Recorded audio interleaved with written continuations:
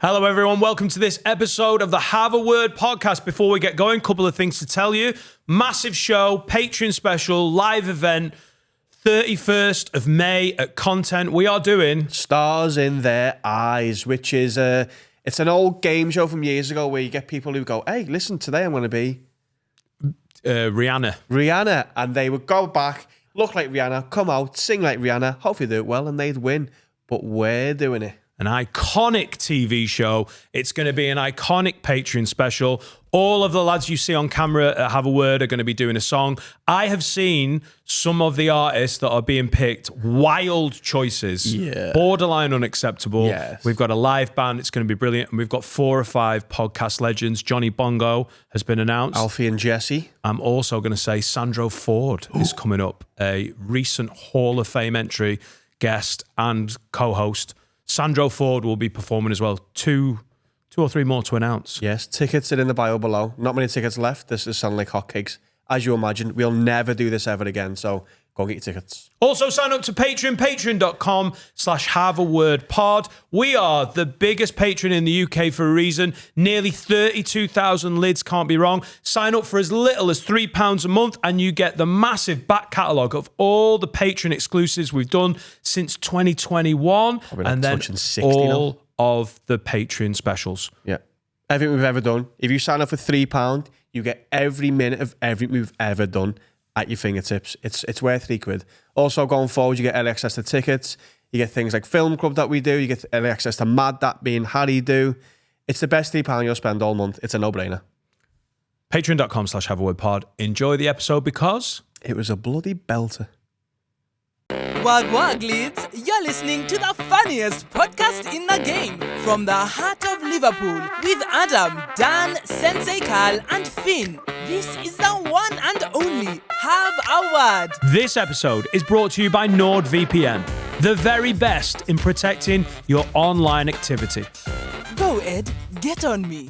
Hello. I'm wearing my first pair of sandals. as an adult man. So glad you brought it up. What, 2 seconds? No, because I was like, am I going to be the dick? Because I feel like...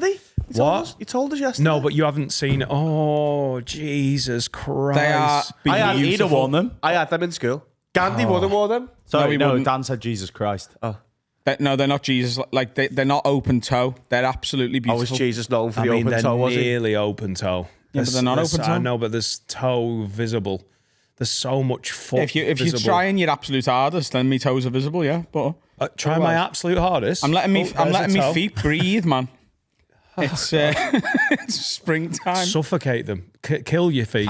Drown your feet. I love them. Are you so much. sure? Yeah. Are you sure though? I'm Do finding you my love style, them? man. I know, but would you want to maybe lose? I'm a mix of Lesbian. Italian tailoring and Americana heritage. and Blow my head off my fucking shoulders. Green Party Somebody voting blow my head off. lesbian.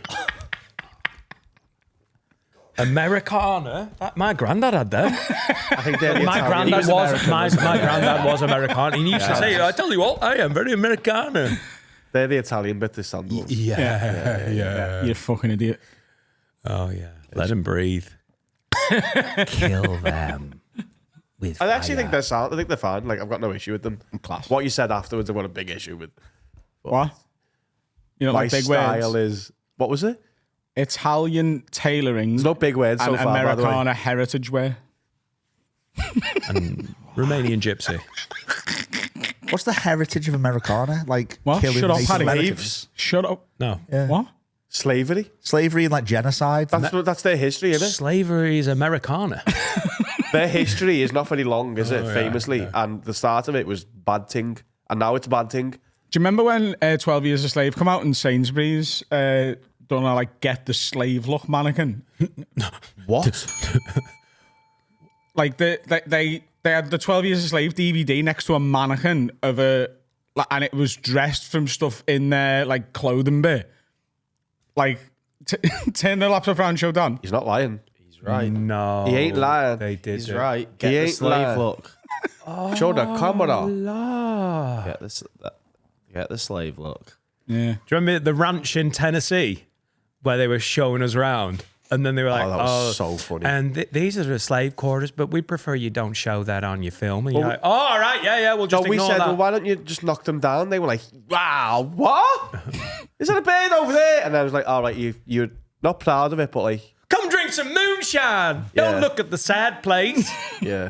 There's like a shack, wasn't We it? let them go. Come on, y'all. Yeah. Yeah, that was weird. That was got a bit eggy, dark. didn't it? Yeah. Funny that they didn't want us to show it as well. So anyway, Americano, Italiano, coffee, whatever you are. Is that a TikTok thing? Is this? It's all a TikTok thing. No, it's not a TikTok. He It's invented an it. Instagram thing. Pinterest. TikTok? It's a lifestyle thing, man. I'm just, I'm discovering who I am, and I'm okay with it. Danny's always been Americano and Italiano. He just didn't know. When he was in Dovey, when he was a kid, he was like, I'm Americano Italiano. I remember his first gig as a 18, 19. When he was selling Americano. when he was selling discos in school and DVDs, like, hey, I'm Americano Italiano, man. I put some fucking school shoes on. No, let him breathe. I found my style. Have a fucking crunchy, leave me be. There was no profit margin on countries. Countries somewhere. You're selling countries? Who are you? Bundy? Bundy. Bundy. Yeah, that's when he put weight on. What were you going to ask, Finn? Do you look back at the start of you discovering your fashion journey? Oh, don't humour it like this. You fucking... I want a sting in this tail, mate. There is. Do you look back at, say, the red cardigan and think that was that's an a incident. misstep? Or do you still back it? I definitely think I've made a couple of missteps, and I will continue to do so because that is the journey of finding your style. Is getting Everyone's it wrong fallible. and then That's correcting life, it. man. You learn. But I fully stand behind the red cardigan. No, you don't. You've got rid of it. You haven't. You don't own it. I do. You don't. I bet Have you don't. worn it since? I bet you don't own it. Have you worn it? Will you wear it on the next episode? Should I show you a picture of it then? That means he owns it. I'm gonna. Alex, take a picture of my cardigan cupboard. It'll be towards the left with the burnt oranges. Babe, would you do me a favour and go up into the attic? Please ignore all of the mess. And in my cardigan cupboard, there is my red cardigan. Everyone at the studio thinks that I've got rid of it. They think I see that cardigan as a mistake. It was. And I don't, and I've kept it. And I want you to just go up and take a picture of it and show me that it's still there so I can show everyone. Hey, Alex, it's Dan Nightingale. So sorry for ruining your fucking morning. If there's any open-toe sandals, could you burn them with fire? All right, thank you. Bye-bye. Yeah, no, I've still got it. I did a bit of a clear out last week, and I did look at the red cardigan and think, do you know what? I got a bit of shit for that. Maybe it should go. And then I restyled it with some more modern pieces. Oh my god! Did you put your glasses on with them? I think it was the glasses. It was the glasses that it was the glasses combination that didn't, Yeah, it was the combination. The cardigan's class. Just a pop of colour, man. You should all try it. Harry's doing it. Look at you. Black, To be fair, off-white. I did try it on Adam Day and it was freeing. What was? It wasn't The his cardigan? cardigan, though, was it? It was same. I He shopped at the same. copied it, yeah. Yeah. Don't wear red, mate. Oh, yeah, bright red. Proper boffy, man. You know what I mean? That's me. Oh, is it because of the wearing gang. football rivalry? I'm not wearing gang colours. You mad? You got a red cap on now? It's not. Red. It's maroon. Maroon. It's Muppet Liverpool Muffy. wouldn't wear this. Do you know what? What's mad? Like I accidentally Am don't I wear red. colourblind? What? Is that not a bit brown? No, it's like maroon. It's in the reddy brown. It's like burgundy. It's like an autumn colour. it's- isn't it? It's red. Lovely. Yeah, It's not- maroon. It's not red. It's red, it's maroon. That's bright red. Maroon. I think my granddad said like he'd never have a red car. I was like, oh, right, sound. Well, I asked, but I wouldn't. Is this your granddad that played for Aston Villa? He did. What? When in the John Carew? Right, just buckle up for this. Because I think I was cleaning off the whiteboard, or were we cleaning out a corner of the cleaning out studio? the closet. Just like, yeah. And when my granddad played for Aston Villa, I went, what? So And I've just sat on it because I wanted to do this here. Carl's granddad played for Aston Villa. so when it was My granddad was at Man City, and then World War II happened. how old was he? What? Back then? Yeah. Couldn't tell you. He's 109 now. He was at Man City and then World War II happened, so he just became a plasterer. That's what happens. It happened to Phil Foden. That's why he's shit. Late 50s and Didn't go to fight the war. He was like, "Fuck, I'm not fighting this fucking war. If I can't play football, He was like, I'll someone's plaster." going to have to replaster the stuff that the Germans bomb. So he did the chippies and that. Conscientious plasterer. But once again, Carl's granddad played for Aston Villa. No, but late 50s, early 60s, he was professional footballer wasn't a big thing back then. It was semi-pro, and then you had a trade as well because you didn't earn enough from football. He was on Villa's books, but then he was a massive alcoholic in his early 20s. Like, he used to leave football and go to the pub. Like, that was his fucking... I imagine that was a big thing back then anyway. Ended up at Prescott Cables, which is a lower league team in the Northwest, and then retired at like 25, literally due to alcoholism. And the doctor said if you drink another drop of alcohol when he was like 28, he said you'll just die. And he stopped drinking He hasn't altogether. drank alcohol in 60 years. I feel like that, saying, they're all boozers. I feel like they were until Arsene Wenger turned up. In my head, even in the early 90s, they're all drinking. Yeah. And then they were crackheads. And then they were crackheads. He brought French crack to the And then UK. Burkamp came over and he was like, God, he's on the crack pipe. But he's like, that's the Techers, isn't it? But They then, called him the Flying Dutchman. He was always high. but then he stopped football and went into like Joe Camiller's, like Stanlow, like building boats and like fucking... You were either... Basically back then, you just worked with your hands, didn't you? So we went into like trades Tom and Finney stuff. was one of the best footballers in the world. And he was a plumber. Yeah. That's mad. Yeah. Fiorentina tried to buy him apparently in an off season, and they were offering him like 10 times the wages that he was getting at North End. So Tom Finney went in to see the chairman and was like, the Fiorentina want to buy me. And he was like, do they? Well, they can fuck off because you play for Preston. And they had no control over where they went. Yeah. And that's because Preston knew they would lose their in-house plumber as well. Yeah, they were like, who's going to fix the bogs? This world-class footballer. Surprised Venice weren't after him. Sort all that fucking leakage out, you know what I mean? Nice. Venezia. Nice. I went swimming with his grandson when I was a Recently? kid. How old was his grandson? It was last week. They asked me to leave, but I'd paid entry. Is he a Finney? Is that his surname? I think so, yeah. That's sick. That's a cool surname to have by you. At Preston Baths, like the old fucking Victorian baths that aren't there anymore. Like we had them at our school as well. Like fucking horrible late 19th century swimming pool that was just fucking grim. It feels like swimming baths are like a dead thing. If you said let's go for a swim, Like wanna there's go the to a odd spa? like sort of spa and sports centre, but like there used to be heat waves. Peter Lloyd. Like there was like places to go that were like the bats, like real sun centre. Is that still there? The new one now, innit? Sequel, yeah. Yeah. 2. Like that used to be like such a. I don't hear of people being like, "Oh, I'm taking the kids to swim baths." They still do. Yeah, It was sick. We used to do it with Mick Davis and we'd go swimming and you go with Peter Lloyd and stand in the pool. Look at the birds.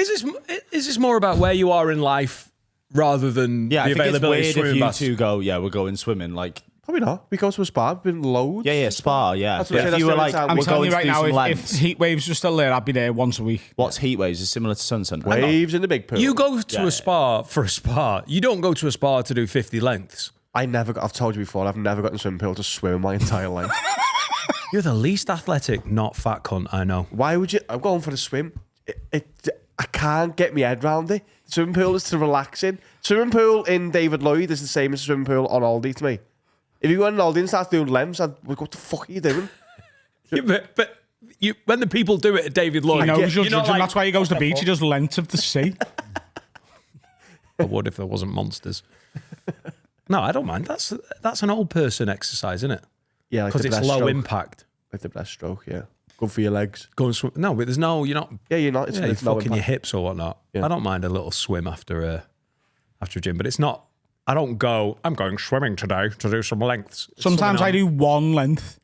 Do you know what I mean? I get in and I go, do you know what? I'm going to have a fucking boss little swim today. And I get to the other end and I go, I don't want to overdo it. City. Let's not overdo it. Yeah, taking the kids for a swim is class. Are they doing their badges? We got no. There's the. there it is, red the Holy card. Grail. Oh my Still there. God. Next to my Pendleton wool vest. Yeah, we on Vinted that soon. Pendleton, is that American? If that cardigan went on Vinted, I think Actually, you know what? You're it's a crude value, that. If or when? like a worn Freddie Mercury jacket, though.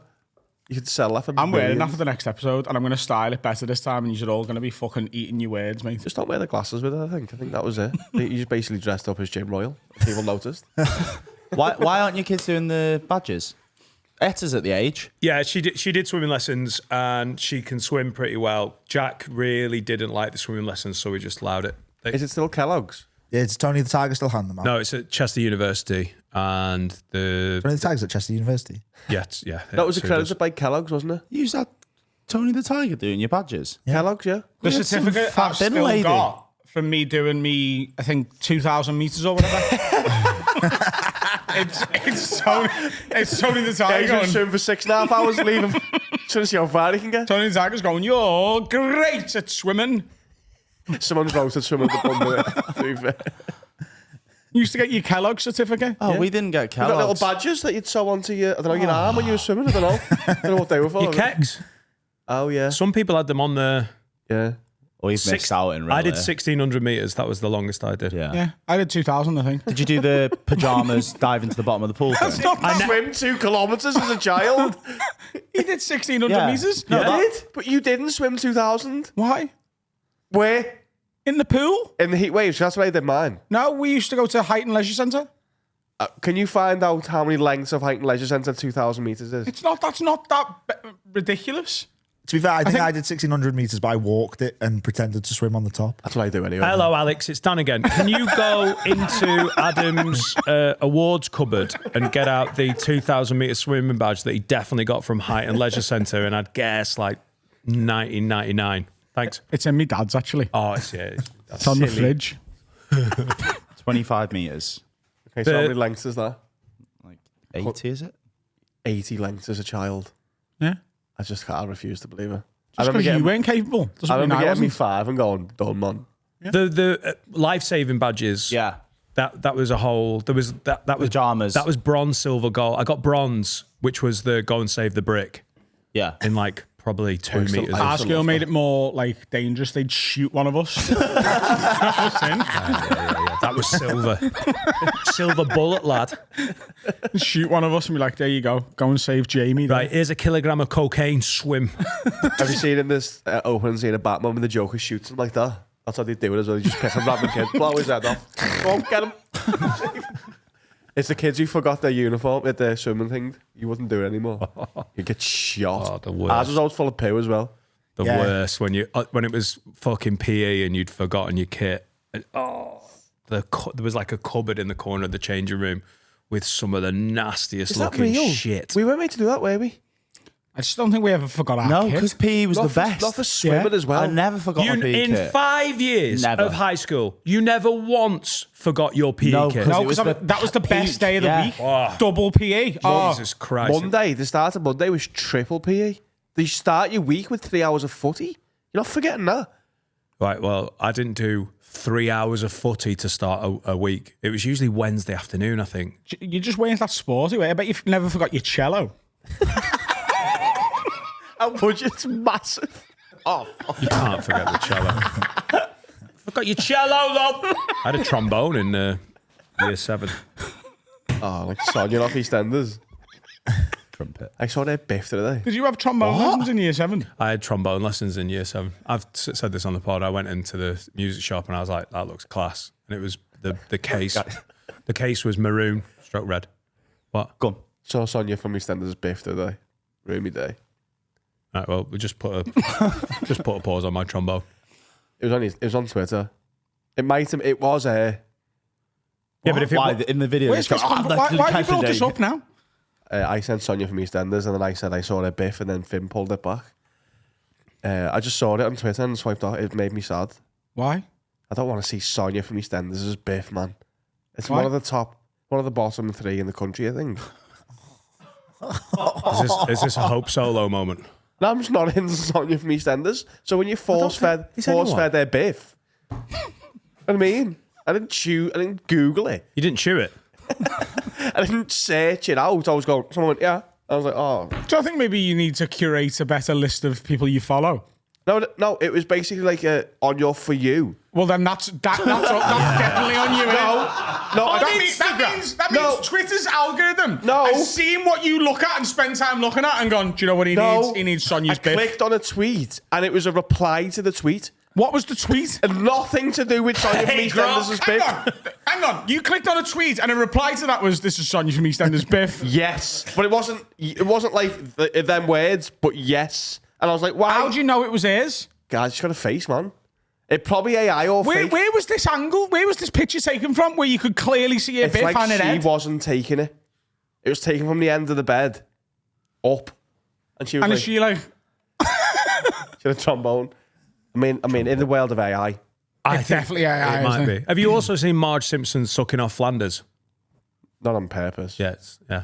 Your Honour. It's not real. It's not real, is it? I could draw that, though. I don't want you to. Someone drew it. But this was, AI. Even if it was AI, which it probably was, it still was her face with her biff. You know what I mean? I mean, like AI struggles with like Tom Cruise's face. I think they'd struggle with Natalie Cassidy. They didn't. There's loads of her though. There's not that many Tom Cruise films. She's been on EastEnders for years. When I was discovering my sexuality, I used to watch a bit of cartoon porn. I've watched like Fred from Scooby-Doo, Wallop, Velma and Daphne. Like, Nice. I always stay clear that I never understood it. So you can't watch Spirited Away, but you can wank to can't watch cartoon. Spirited You hate animated films. Yeah, because Dan. No, what he said was he can't put himself in the role of it. He's not Japanese, but he is a white guy, so he can put himself in Fred's shoes and be like, and Fred's the leader as well. So I'm like, I would be in charge. I will be Wallop and Daphne. Yeah. Oh, that's great. Have I said on the record that I don't like animated films? No, what you said was like Up. What? You are? Yeah, No. you said you can't connect You as said you much can't to connect with them because you can't put yourself in the... Because you're like, I'm the main I'm character. trying to be funny. I love a cartoon, mate. Dick out. Fucking hell. Amazing. Yeah, I'm not into watching like Marge getting welly. Shrek's class. Have I like...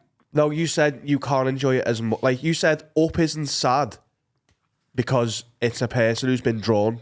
Right, that makes sense. Yeah. That's what you said. Yeah.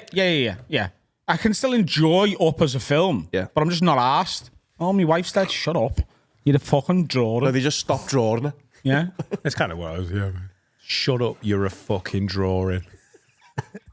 Adam in the cinema. Not asked to draw. She can't have kids. Shut up, you're a drawing. Shit montage didn't make me sad at all. Get the balloons out. Let's go flying. Shrek's good, but I'm not like, you know, when he's like trying to rescue Princess Fiona and the dragon's fucking like, I'm not like worried he's going to die, am I? Because he's a fucking ogre. And ogres aren't real. Yeah. But all films are actors, aren't they? So that's not real either. You have to suspend a bit of disbelief, don't you? Yeah, but he can put himself in the actor's role because he's like, I'm a Because human he's like Tom that. Cruise. Yeah. Yeah. Nice. Didn't the donkey fuck the dragon? Yeah. Yeah. Yeah, they're Spoilers. babies. No, there's a cartoon I could wank to. Oh, yeah, the dragon's the lady, isn't it? Yeah. Yeah. So, yeah. I don't know how that happened. There's a new one coming out. I'll be there. Opening day. Well, they've rewritten it, haven't they? Because Yeah. people guessed the plot. Yeah. They released a teaser and people guessed the entire plot of the film. And they What are were we on now? Shrek 5? Yeah. Yeah. I think Yeah. they stopped it. Last one Shrek 1, Shrek 2, Shrek the Third, Shrek. Shrekly Ever After.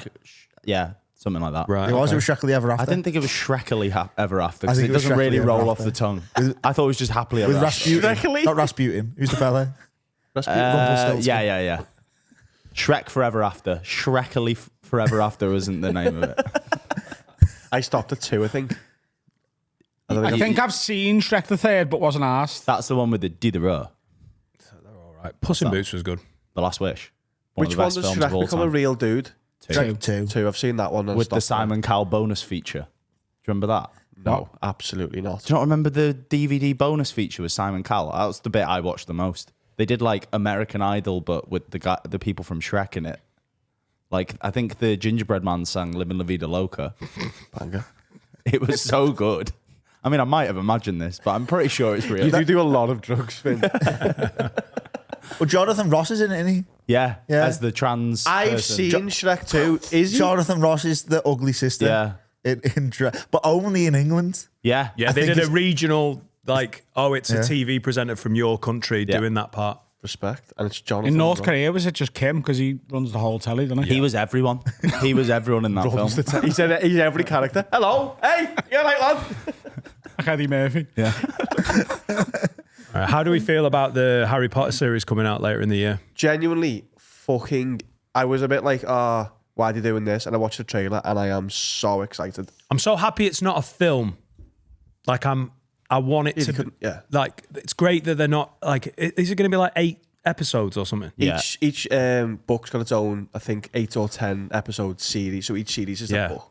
Right. I might watch it for the first time. Yeah, I've never seen the. I just think when people moan about stuff like this, they're like, "Oh, just leave it. It was fucking great." It's like you could just pretend they haven't made it. You don't have to guitar reject it. lessons. You just don't have to watch it. I don't know why they're remaking this. It will make $8 billion. And it looks like they're doing it really well. Like I was genuinely like a bit protective over it, but it looks fucking What's the boss. thing with Black Snape though? He's just a black No. character. But I've seen like I don't actually know Harry Potter lore because I've seen like 3 of them. Okay, so the problem with a black Snape is There's something about a lynching. yeah. So first of all, when Harry goes to school, he loves Dumbledore straight away. He's like, "You're sound." McGonagall, he's like, "You're a bit strict, but you're quite nice to me. You got me in the Quidditch team." And for sort of no reason, he's constantly just looking at Snape like, "You're trying to steal things. You are there's just something about you I don't like." He doesn't like Snape. He doesn't know why. And now it's the only black teacher. It's like the traitors. Yeah. And then He looks at him and his head hits. in like the later What are they doing here? in the later books, there's like flashbacks, and so Harry Potter's dad James used to bully Snape when they were at school together, now he's racist. Yes. and he literally hangs him from a tree whilst bullying him, which looks like a lynching when it's the only. It's the only black character. I mean, there's black students. What but they there's no black need, teachers. what they probably need to do is cast several other characters with black actors. Otherwise, it is going to look horrific. Yeah. I mean, it's I wonder fine. if Whatever. that doesn't tree matter. scene's going to be in the new theory. It's quite integral to the plot, though, isn't it? Yeah. Especially in the book. Yeah. Also, Snape is a cunt to him. Like, Yeah, through love though. yeah, but you don't know don't that know for that. ages. You You don't just know that think till the Snape very is a end, yeah. psycho bully. Yeah. And he's black now. The actor's very good though. Seen Yeah? him in a few things. Papa Esidu. Also, he's a Death Eater as well, so he's a former bad guy. Triple agent.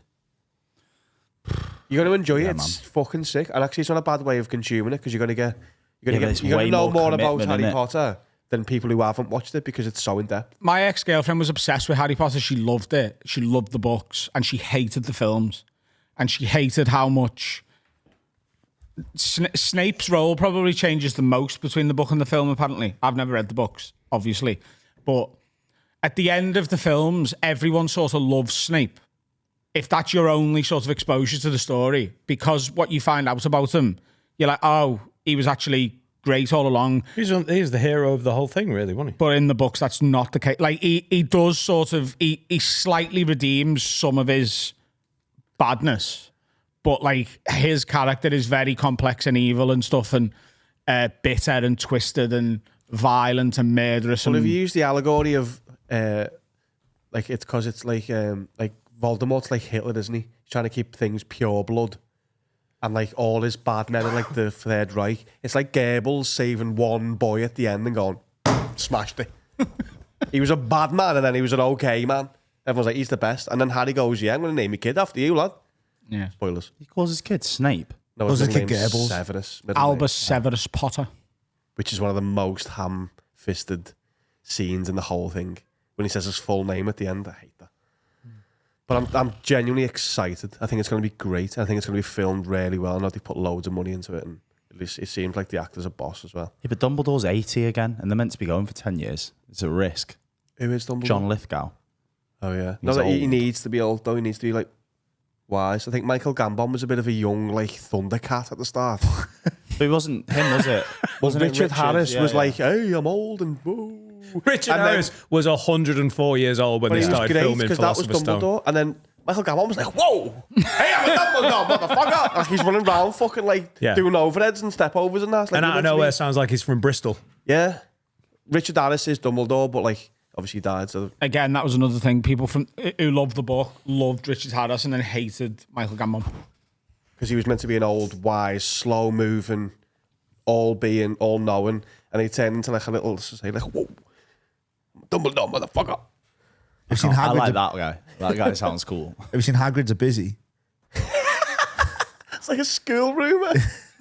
Hagrid's a snitch, mum. Hagrid is obviously like Nick Frost is the face of Hagrid, but Hagrid is played by Britain's tallest policeman. Don't know what to do with that information. Just I couldn't What are keep you it in. talking about? Oh, like the body double. At the body double, Yeah, because 'cause, Nick like- Frost is an 8 foot tall. But Britain's tallest policeman is he goes and like gets crime. Is he still So a, are they an superimposing active Nick police- Frost's head onto this fella's No, body? like the scenes when he's walking away or whatever will be body doubled by a Back tall shots. man. Back shot. Like they did for Is he OG also, like, Hagrid? 50 stone? He's a big dude. He's like, a big policeman. Is he fucking... And they might put like extra kind of suits on him with that, but he's Britain's tallest extra policeman. suits? Put 2 more suits on him. Make him look bigger. Dapper. 2 more suits. He's not fat enough. Put 3 more suits on him. He'll look great. I can't wait to watch it with But the with kids. Hagrid, with Robbie Coltrane, it was just angles, wasn't it? It was always angles to make No, him. did they? Surely they had a No, they had a the big giant dude. fella. No, but Yeah. I'm saying when it was his face, because he was talking, it was always shot from down. Yeah, You know what I mean? It wasn't straight up. yeah, yeah. You know what I mean? It's like we're just discovering cinema for the first. It's all tricks. But They made the kids look up. Mad, clever. But they did tricks with Gandalf, but then when it was like them walking away holding hands, it was the Oompa Loompa from Willy Wonka. Hang on, instead of making him taller, they made the other person smaller. Yeah, so it was like, it was still Ian McKellen, but it was an Oompa Loompa. Not an Oompa Loompa. That's in small his actor. filmography. You know Small what I mean? actor, Yeah. And he'd like go and, yeah. But then when they were sat on tables, the table was split and the Oompa Loompa was behind the camera or something. What I would say is, everyone, I guarantee you, none of us are sure about anything we've just said. No, Hagrid is 100% a busy. Hagrid is Hagrid's the a tallest busy police man. officer. Shh, careful when you're talking about. He's a big fella. He's a big dude. He looks like the guy who Well, plays. surely if he's Hodor. playing fucking Hagrid, he can't be... He's now a part-time policeman, at best. Whoa, I don't know. Don't know his sexuality. Hagrid's a busy and a part-time policeman. That's how he got the fucking part. You know what I mean? Part-time policeman, part-time Hagrid. Who played Hodor in Game of Thrones? It looks a bit like him. You never watched Game of Thrones, did you? No, it was shite. It wasn't shite. It was incredible, and then it was shite. It was just for goths. And you all got hoodwinked into thinking it was for normal people by marketing. It was for gimps. Oh, there's dragons and shit. One of the And I'm most popular shy- TV shows in television history. Yeah? Yeah, but it's been forgotten, hasn't it? Literally because of the last 3-4 episodes, it was forgotten. Oh, no. Last episode. The one before that, the Battle of Winterfell was No, but I mean, fucking okay, class. the way Daenerys, whatever, no spoilers, that was poo. Also, the Battle of Winterfell is in pitch black. I watched it and my blinds Shut were half up, open. Harry. Shut up. I was That just is an watching- I unbelievable was just episode. Just because you're watching it in fucking the middle of summer with the window open going, I can't even see this I was battle. just watching me That's on the not screen. fucking It Game was of just a Thrones. reflection of me. Yeah, while they go, because-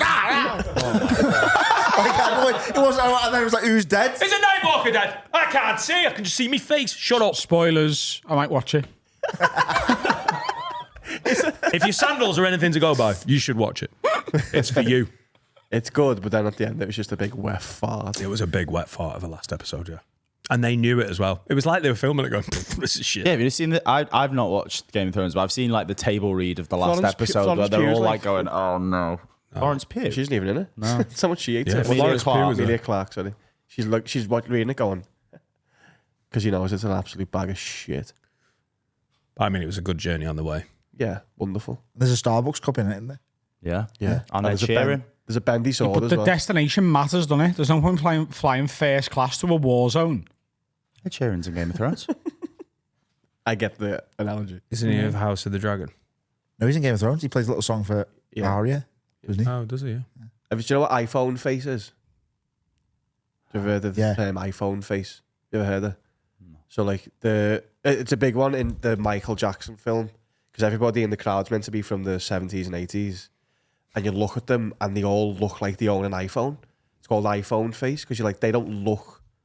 Oh, like the people from the past. They look don't- modern. Yeah. They look like obviously they're playing a role and they're dressed up, but they go back and they've got smartphone. Like when you notice it, it's a weird thing. It's an impossible thing to kind of fix. They just don't look like they're from that era. Yeah. No matter what you do, the term in film is called iPhone face. The Michael film's really bad for it. I'm still pissed off about Wuthering Heights. I don't get. I don't get your beef. I know it's meant to be a stylized set, but it's just absolutely ridiculous. Meant to be what, a late 18th century Yorkshire fucking house, and they've got a red laminate floor. Fuck off. It's just dead irritating. What have I missed? He's been going on for days about this, by the way. Oh, it's just so irritating. And I know you're meant to go, oh yeah, it looked like Lady Gaga had done the set design. It was fucking mental. And that ruined the immersion for you. A little bit. Probably So I should get have let shit it for go. not being able to connect with an actual drawing, but you're like, oh, red floor, fuck it. Yeah, because it's a period drama. Maybe it was symbolism. Period. Oh. Yeah. Excuse me, Lady Maybe Gaga. she bled all over the floor. Okay, thanks for underlining it. We got it. Margot Robbie's in it, so looking at the floor. It's the gayest thing ever. And everyone's like, oh God, it was so Oh, sexual. Margot Robbie, that floor's shite. It was so sexual. Margot Robbie has a wank, and then he catches her having a wank, and she's you're like, looking oh, at I the can't floor." believe he caught me wanking. And he's like, come here, give me your hand. And then sniffs her fingers, and then licks her fingers, and all the women are like, oh God, It's sick. I can't believe he sniffed her fingers. And you went into that? Yeah, it was all right. But that was in. That You was were looking at the floor and the lamps. This isn't historically correct. He fingers some eggs at one point. That doesn't He sound just fingers, sexy. he just He fingers does, some yolks. yeah. It looks quite sick. Like, Have you seen Coming By Your Name, Dan? No. When he fucks a peach. well, Spoilers. Timmy Chalamet fucks a peach in the bath, and then Armie Hammer eats the peach full of cum. It's better than people. He Innit? also drinks the bathwater. is this basically the legacy of Saltburn? It's like it's dead sexy if you fuck the ground. Oh, this is Saltburn? before Before Saltburn. Saltburn? No. Go on, by your name's early Timmy. He jizzed in a peach. Yeah. What's it called? James and the James and the Jizzy Giant. Peach. Yeah, yeah. James Right. and the Jizzy Peach. did he remove the stone? I don't know. Yeah, because he might have got it pregnant. But he drinks his bathwater, and it's gay. Like it's a gay film. It's a good film. You know, if you bury a stone from a peach in your garden, will a peach tree grow? Yeah. Said the 6-year-old. Mummy, if I swallow an apple seed, is there an apple tree in my belly now? That's how I ask my mum questions. Mother, I got some questions about my belly. Go on. Yes. Right, well, I'm going to bury a peach stone. How long does it take to grow? Why is though? anyone buying more than one peach then in their lifetime? Just buy one peach and fucking bury it. And then you've got unlimited peaches, haven't you? Yeah, why is anyone buying food? Let's start a farm. How long does it take a peach? You should plant it in between November and April, and then And it starts fruiting in. the summer. And when can you fuck it? What do you mean? It starts fruiting the next summer. Yeah. For a tree.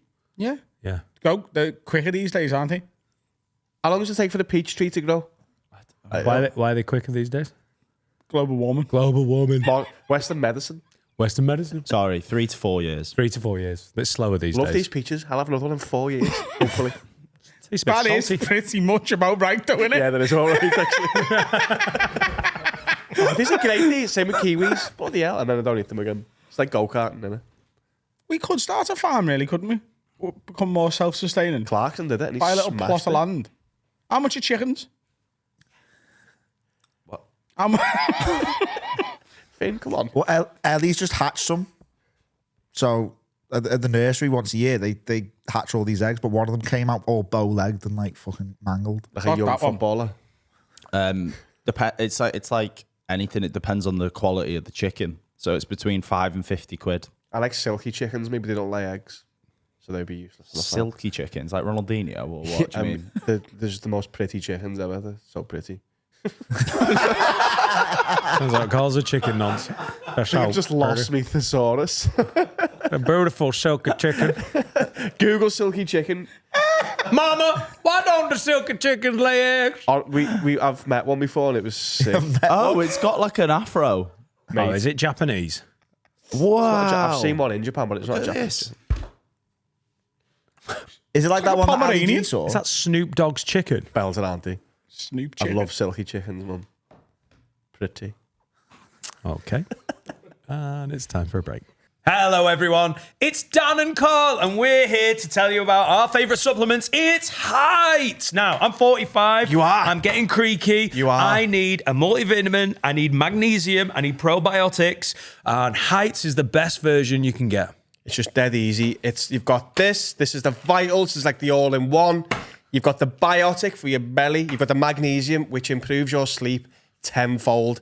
I'm taking 2 every single day. I'm sleeping deeper and I'm waking up so much more ready for the day. All the lads who climb the mountain, we use all of these every day. And as I say, it just gives you that little extra kick to get you through the day. You do feel a difference. It's mad. It's so worth it.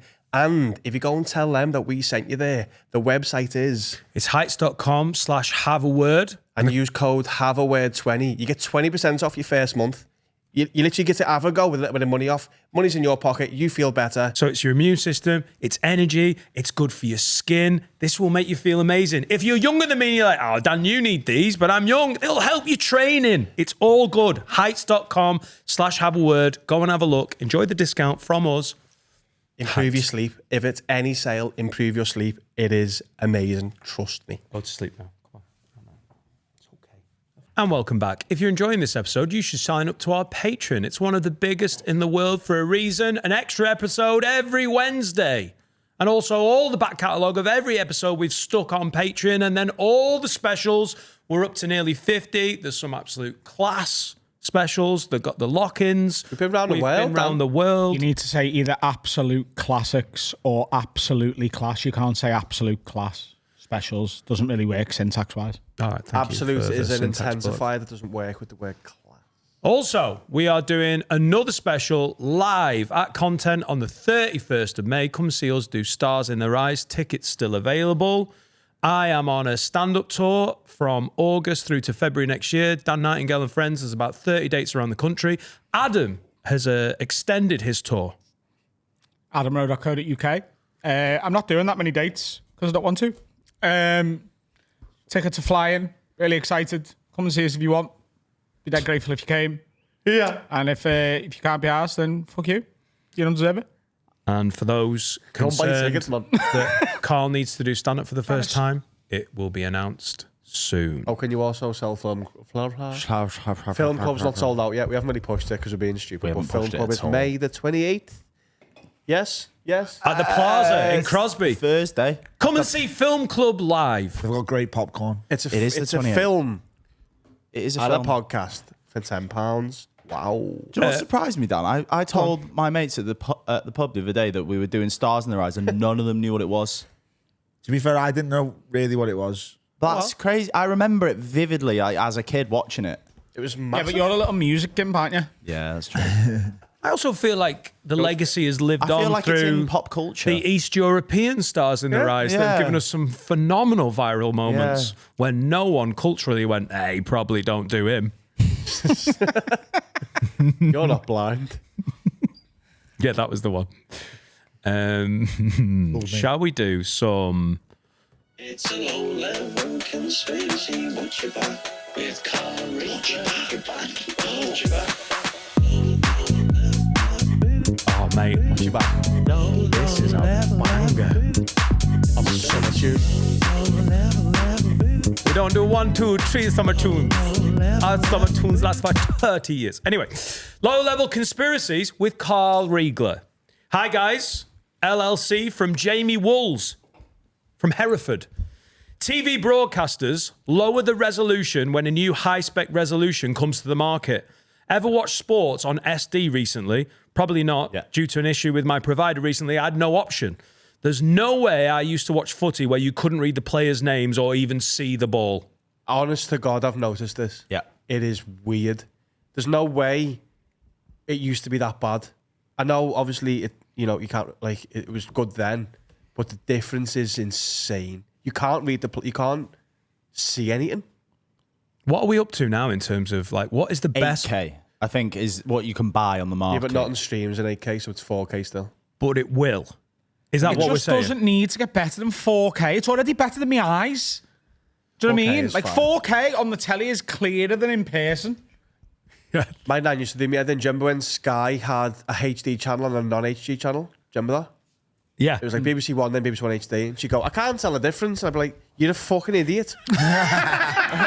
You're so wrong. You're I get- legally blind, I think. You're now. old, Yeah. but the difference is insane. But going back and watching this on definition now, there's no way we watched it like that. And I agree with this. Yeah, 16K is going to be way too much when we eventually get there in 10, 15, 20 years where you can see someone picking the nose at the cricket. I saw- Oh my God, did you see the video of the pit walk at Miami, the Grand Prix this week? They're walking, it's like Jensen Button and someone else, and they're chatting away and talking boring bollocks about the F. It was a fucking great, when he great went to a race. woman. And there is a, just by that's chance, so funny. an objective 11 out of 10 Yeah. walking, and the cameraman sort of takes a step back, so he's still got them, so he's sort of doing his job, and then just makes the camera pan over to her, and she is unbelievably attractive, and even she goes, dude, I'm not meant to be on the telly here. And she walks past, and then he goes, oh fuck, she was amazing. And because they're walking backwards doing the pit walk, someone got in so much trouble. There is a McLaren mechanic, and it just comes into, and he's literally going to his mate, look at fucking hell she is. And it's gone viral, and he is in funny. so much shit. IMAX is 18K. So when you go and see IMAX, that's already 18K. I saw 8K at the Gadget Show when I was like 14. They have 4K and 8K. And this is when I went to the Gadget Show as well. great, innit? Yeah, it was good. Cool guys. This is when HD was only you had to pay more as Sky. It was like, wow, HD, unbelievable. And so 8K, and they had it on the front of an aquarium, like a fish tank, and like the same shape. And because our eyes, when you like, nobody could believe it wasn't real. That's how good it was back then. And obviously, even And now. that's what, in 10 years' time, we're going to be watching Cash in the Attic with that level of resolution. Like, there is some things that you're like, it doesn't need improving for that. Yeah, I mean, films. Aside from films, I love that Laura's changed her stance on my big teller. She was like, Oh, she allowed a big telly? no. I bought a 63-inch. She was like, "This is ridiculous. Just looks stupid." And then maybe a few months ago, we were watching a film. She was like, "This is great for watching films." You're like, yes, it is. Shut It's up. such a common thing with women, that. you want like a little microwave? Yeah. So I just want a little telly. Make it phone size. Put it in corner. We had to take our telly off the wall the other day because Ellie had put it like essentially touching the ceiling, and then realised that we were just like cranking our necks every time we watching the telly. How big's the telly? I like 50. It's the one that you bought me. Oh, So whatever that is, but she was, I'll put it on the wall, and she got a ladder and put it up dead high, and I was like, that's too high though, innit? She was like, no, because it needs to look like a what bar did she put it on? on the wall, She mounted It it. needs Yeah, to look like mounted a on the wall. bar. She wants it No, like no. the telly in the corner of a pub. not like a bar, but it was like when you see telly mounted on the wall, they're always dead high, and then in the middle of, I woke up in the morning and she was early in the morning taking the telly off the wall. Did she put the bracket on the wall? Yeah, And you didn't? she just did it off her own. She's She's the handyman in their relationship, don't she? Yeah, I wouldn't what- trust myself to put a bracket on the wall. No way. Neither would he. He'd get a man in. I have got a man in to put brackets on my wall. It's better than me, innit? It's level and it looks good. She's a handsy woman, Ellie. Like, What if you got a manly wife? I haven't. She's like, yeah, get the man. She's in the bath. TV's lower down is well better. Does Ellie enjoy doing all the manual labour? I think it's more the fact that she wouldn't be able to live with herself if I'd burnt the house down. No, I'm you not put a telly on the wall suggesting and that burn the you're. house down. I'm not suggesting you should be option one. I'm Yeah. saying, does she not ever think I'll get a fella in to do this? It's always Oh no, it's her all, instinct is to do it yourself. yeah. The only time we've ever got a fella in is for there was a hole in the roof. Fair enough. She's not a roofer. She's not a roofer. Yeah, but aren't you just going to... The man that you get in is going to be like Bernard that you grew up with. No, isn't it was Clive. Clinton. Clive, yeah.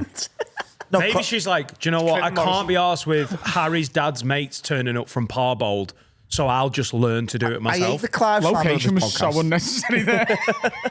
In Parbold. First of all, he's from Burscough, and second of all, he's too busy at the moment because he's making loads of boats, so he can't come around to fix our plug. So Ellie's fixed the plug. Is he I going thought to we were war? stopping them. No, he's a peace and love, Clive. He's sick. What kind of boats is Clive making? He just makes boats. I don't Camel know. lair. He makes speed boats and that. He makes speed boats. He makes You want a boats. speedboat? I'll get your dad's mate to do it. Honestly, he is one of them. Honestly, I think Who was that? Clive. You want a speedboat? I'll get your dad's mate to do it. So was that meant to be his dad's? I'm not name? enjoying the syntax debrief that we've got today. Not enjoying it. To random on the Shove street. your fucking syntax. Also, don't think they make 63-inch tellies, but I between let you the slide on that. cracks of your. You what? It'd be 65. Yeah. Which only come in denominations of 63. Finn did say that though, not me. Yeah. Genuinely though, Clive is so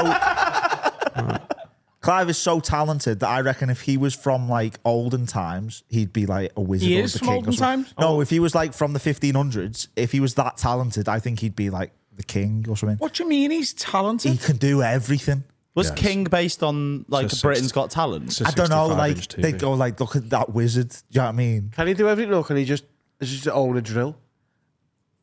I mean, I think it swings around. Again, it's syntax in it. You're picking me apart here. Swings and roundabouts and power boats. Speedboats. He can fit plugs. He had a dehumidifier that we borrowed. Yeah, so he's just a handyman. He used wallpaper to Did fill you a just hole in list our as wall. one of his talents owning a dehumidifier? I mean, it was. I haven't got one. It's So- an, I have. it's an industrial one as well. He can make boats. He does hot air ballooning. He played football with Pele. I said that once. What do you mean he does hot air balloon? Well, he did hot air ballooning. That was when he got introduced He's to the podcast. been in didn't a he? hot air balloon. No, he used to race I hot air remember you balloons. telling us that. Yes. We talked about that. He used to race hot air I balloons. must have missed that episode, man. And Isn't that all just weather dependent? Are they all going the same speed?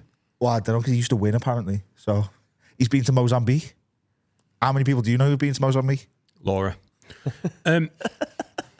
James Patrick says lip balms and Vaseline Yes. Oh, they great. put you into a never-ending cycle Yes. of thinking your lips are dry, so you apply more lip balm or Vaseline till you die. Finn I did say said this first recently. week. I said Cadbury. He's nicked yours. Yeah, he's nicked mine. Listen, Rat. what was his name? James Patrick. James Patrick. Listen to the podcast. I've already He said said it. Cadbury. I said Cadbury. Well done. Mars. JW says, hello, lids. When ordering coffee, I think Starbucks intentionally get your name wrong so you complain about it on socials, therefore giving them free advertising. Fact. Has I anyone reckon ever that's- done that? Yeah, I reckon that's true. They've got better at spelling now. Do you know But that's what? not I've a thing actually anymore. done that before. That's done me head in. In New York, because of my accent, I was Col. Because I went Carl, and they've had like Carl. So I was Col. And Seneca was Sarahikaka. But that And I put it everyone on, does that. But I put it on like, hey, you knob it. But maybe. I get Phil a lot. I call you Phil a lot, don't I? I get Phil at Starbucks. Filled a lot. And I Phil. If you're getting Adam or Dan wrong, something's 8am? 8. Like the cheese. Yeah. Dan's just a noise, innit? I mean, it's all just noises. No, but like that, like Carl's just a noise as well. It's just one noise. Bartholomew's not a noise. It's very true. It's noises, really, isn't it? It's The way of life. Like someone outside can go, "Ah!" And it sounds like they're shouting Dan. Yeah. Put that on a coffee. Did someone just shout Bartholomew? They definitely did. I mean, Yeah, you've won me over.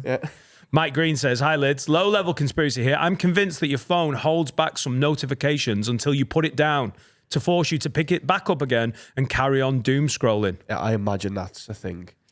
It does, but it doesn't with like messages and emails and stuff. Because they like timestamped when they got sent and when they come through. I know because they're trying to get you to do, pickups, get on your back on your phone. So they do push. Yeah, as things soon at as you certain close times. it goes, oh, Pinterest. Got some new sandals for you there. Have a look at these. Yeah, it's always happening to That's me. only you, I think. I'm sick of it. I had to turn off my pop-ups for Like I've Pinterest. just got one then 3 minutes ago, a fitness one. Your free fitness 3 months is expiring today. Shit. I imagine because I put my phone down for an X amount of time, they've gone, find it out now. Yeah, I've just got one from Simply Safe. Backyard camera detected motions. Telling me someone's in the back garden. Lies. Just want you to pick your phone up, man. I think in the house. they do find them out at specific times. Like right now is a time when Have you got any pop-ups from apps? I don't let any apps. I mean the fitness one's popped up because I've never used it, so I need to turn that off. Let's see what happens if I clear that notification. The Duolingo owl messages me at 11 o'clock every night. You up? You up? Yeah, it's like, yeah, it says you up and it'll be like, it'll have a countdown and it's like, we don't want to lose you. And then I've got to do me thing. Me streak. Are you still doing Swahili? No, I dropped Swahili. I don't think I'll ever use it again. Because they all spoke fucking English anyway, didn't they? Everyone does though. You learn in German. Stank on that. Yeah, there was a tiny bit of stank. No, because I didn't get to use it enough. I got to say, I tried to make Dan say, I'm Chinese, and he didn't. So it was just like, that was all me Swahili wasted. And how long have you wasted on German? 1,200 days, I think. You're fluent now. I just do the same. They have like little book exercises, like stories. So there's one about this girl who's like dead messy. I just do that every day. So because I know the answers already. That's how you learn, man. Right, so the only German you can What's the speak. fucking point to that? Because you want to Because it speak. gets to 11:30 at night, and I'm like, I can't. Otherwise, I'll get all of them. I'm on to quite hard ones now, and they're too difficult. And if I do it too long, then I lose a streak freeze. So Yeah, I just but go and do it. the streaks are relevant if you're not getting any better at German. No, he's that age. Have you got a Snapchat streak with anyone? No, but I've passed it. But my brother's trying to instigate People me into cared a about streak. that. People in generation below, like, oh, we've been streaking for 12 years. We can't lose that. That's true. Yeah. Like, girls will lose their mind. Like, Yeah. they have to keep the streak Yeah, going. I had a 1,000-day streak on Snapchat when I was younger. Like Like, it's that was my way of important. trying to flirt. I think she thought I was gay because I was scared about the streak. So the only German you know is to tell an 8-year-old girl to tidy her bedroom.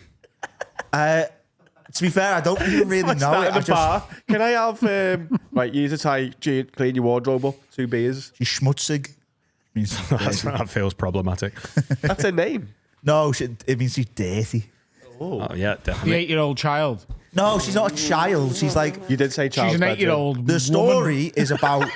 The story is this woman. You fucking little schmutzig. This woman called B goes round to this girl's house and she's like, "What's wrong?" She's like, I hate my roommate." And then she goes, "Oh no!" It's like, "Look, like my roommate's left dirty clothes, and there's an old doner kebab out, and that's Alta Döner. It's an old doner kebab out." And then it turns out that the girl that she's complained, she's the one who's left the doner kebab out.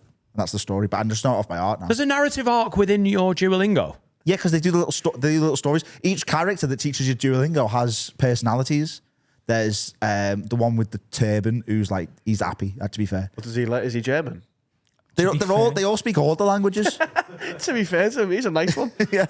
There's a goth one who she'll message me at night and go like, "You're gonna lose your streak, but I don't care if you do." And it's like, and you go, "Well, fuck you! I'm gonna do your German streak." Harry's being catfished by Yeah. Duolingo. They're starting like AI ones. Like these characters are gonna have like sentience. You can already speak to them, but you got to pay like the premium bit, and you can ask them how their day. Harry, you're going to lose your streak. I've been a dirty girl, a little schwanzig. Sehr schmutzig. I was in a Tesla the other day for one of the first times, and there's a mode on it where you can make it sexy. You know, the voice that talks back to you. And you can Turn left, big boy. well, Adam Rowe is your sexy Tesla. Come on. but literally, like, because it's Elon Musk and he's a fucking I'll child. suck you off if you take the third exit on the next roundabout. Yeah. The person who was driving, I won't name him, he went, count down from 10, but come after every number. And she literally comes after every number she's counting. Like, she'll do and say anything. There's like... The car squared, like the windscreen. How's thing. your mate found this out? It's not just a thing on Tesla. You can have like a sad person, depressed, you're happy. You can have like turn left here if you want. You can have any sound as it locks. Ambivalent. As you walk No, away. in the UK, you can't. Oh, in America you can. You can press any. You can. Yeah, yeah. In the UK, you used to be able to, but not anymore. It's also got a megaphone in it, so like, you're like when the police go like, get out the way. You can use that. You can go, no. Yeah. I can't have a Tesla, man. I'd be abusing that. I'd be calling people gobshites like, oh, mate. But yeah, if you're on a Tesla. She come after every number, yeah. And I mean, not like, like a full orgasm and goes 6, and then it's insane. They'll say anything. They'll say the worst possible words you can think of. You can say, right, direct me to this place, be horrendously racist the entire way, and they will do it. And there's no software that's been applied to this to stop Nope. that happening. Like, turn left here, and they will say whatever, like... Was it Grok car? Isn't Grok? Grok. Was like, It's Grok, Grok was yeah. like denying the Holocaust at one point, wasn't he? It's Grok on Twitter, which is the most like free AI, it'll say anything because it's like Elon Musk. He's a child, isn't he? Right, and that's doing your sat nav in your Tesla. Yeah. Right. That feels like a dangerous combo for you, Carl. No, I haven't got a Tesla. No, I know, but I feel like that's why I won't get one. because I like what we've got.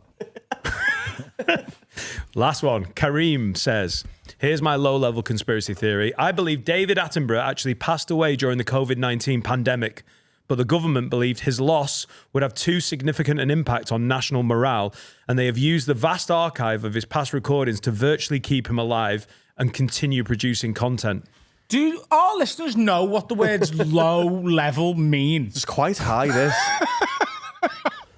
It's quite high level, isn't it? The death of a national treasure covered up by the government. A little low level conspiracy there. Has anyone ever met David Attenborough? Are you Gibbons? questioning his... Have you ever seen anyone have a selfie with him? What is a David Seen a Attenborough? couple of penguins do it. I can't argue with you. Has anyone ever met? Like, oh yeah, I suppose someone's met him there. Yeah, I just got a picture of someone with a selfie with him. I want the government to do this. I want to die before David Attenborough. That'd be great. I just never want to deal with the sadness Kill of the day. He's 100 on Friday. Huh? He's 100 on Friday. That's sick. Does he get a text off the king now? Yeah. It's an email. Goes into his junk. Well then, lads. Surely they've updated that. Because it was a telegram off the Queen, wasn't it? Still But is. surely after she's died, they're like, right, we'll just do a WhatsApp voice note or something. It's a cameo. Charles going, yes, lad. 100 bells in. Anyway, to that kid. Like, they've got to update that at some point. I think it's having the holding the letter of. It's like, wow, look at this. Did they send it on your birthday? Or does it arrive on your birthday? Because that'd be quite sad if you With the died the bloody day before. Royal and it's Mail, still- mate. What? The bloody Royal Mail. That's the thing, innit? Well, with it being Royal Mail, they probably get priority. That is true. You like that? That's good. Stylish, but it But I mean, like, if you were David Attenborough, and like, obviously he's got probably kids or whatever, or at least animals. What's he got? Yeah, He's got a brother, Richard. He's dead. He was in Jurassic Park. He Is died. he dead? He died years He died ago. ages ago. And we told you about it weeks ago. Rest in peace, Rich. But like, I imagine if, because you're meant to get the letter for your birthday. Yeah. So if it arrives on your birthday, but you die the day before your birthday. We haven't answered. Exactly. You have to send it back. Yeah, but I mean, it'd be quite sad, wouldn't it? Oh, Charles doesn't even know yet. Like your daughter opening up being like, oh, he didn't even make it. Charles writes more like Stan because he's not replying yet. He's like, He doesn't even sign it. He just puts a big sausage finger, like a potato print. Just look at a letter. I wonder how many letters he sends a year. I imagine it's not handwritten. I imagine he can't even hold a pen at this point. Oh, it's hand signed. Yeah. But I wonder how many people in the UK hit 100.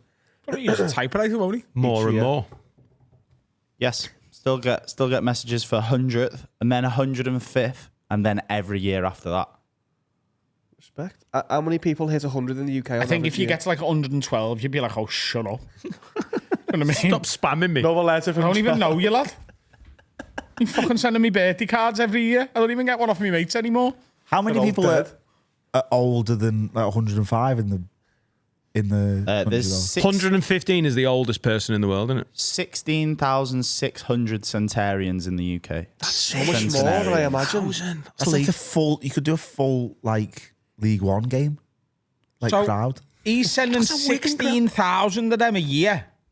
No, this is over 100. I don't know about 105. Wow. Mate, all he must do is sign letters like us signing posters. 16,000 divided by 3. Several hundred people age 105 or older. They all smoke bifters as well, don't they? If you had to send all 16,000, that'd be 44 a day. Your fucking hand would be cramping signing all them. Even if, His fingers are like that. We've sorted it out. Please let me stop signing. Give me a stamp, please. No, Charles. We're going to do a have a word. I haven't picked my favourite. What's your favourite, Carl? So there's the lip balm one. There's the telly one. There's One's the... What was it, the third one? Sorry, Dan. Starbucks intentionally getting your name wrong. I'm going to go with the telly one. Yeah. The SD one. Watching you, Sky. I think you're not far off. It's time to have a word with Adam and Dan.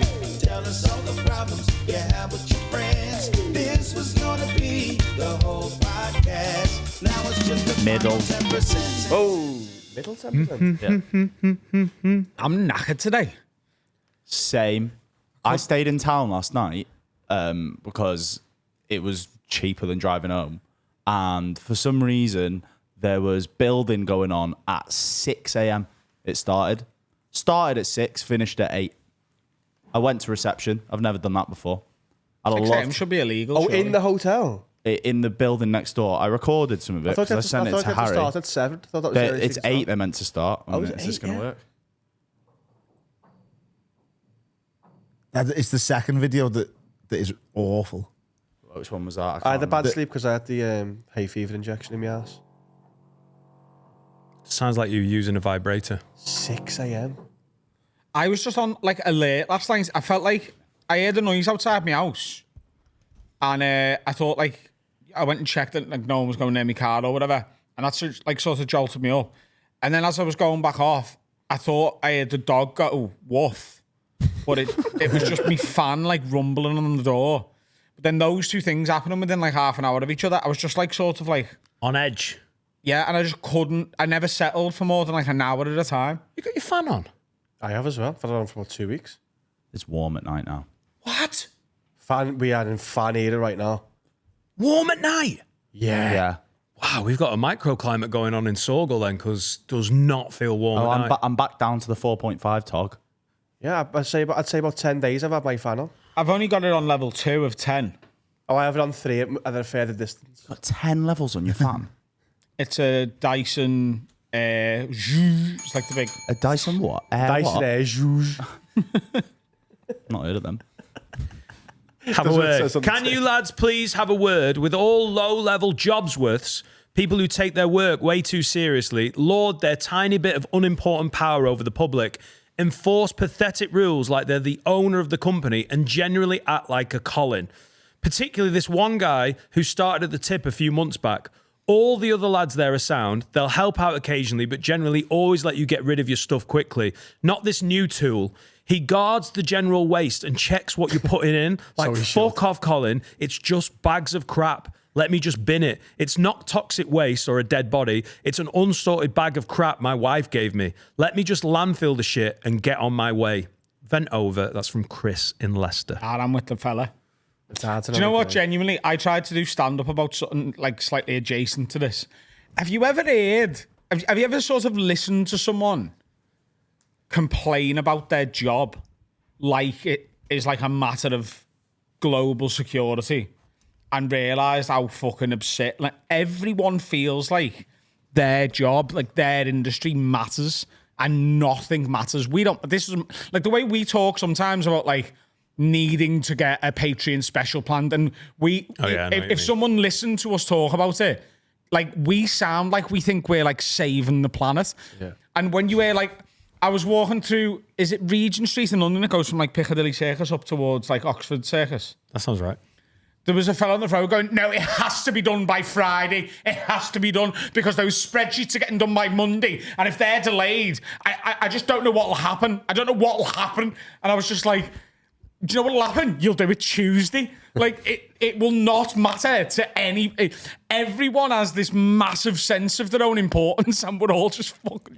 Yeah, but because most people's jobs are pretty mundane, repetitive, like if you don't feel like it's important, can you even get there? Yeah. Can you by even the way, manage I'm an guilty of 8-hour this day? as well, but I just think we're all pathetic. This happened in Paris airport with me and Seneca coming home. Do you know when they have the things where it's that to get to like a desk?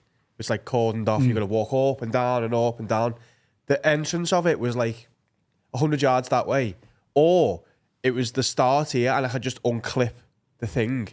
There's nobody there. No one in the queue.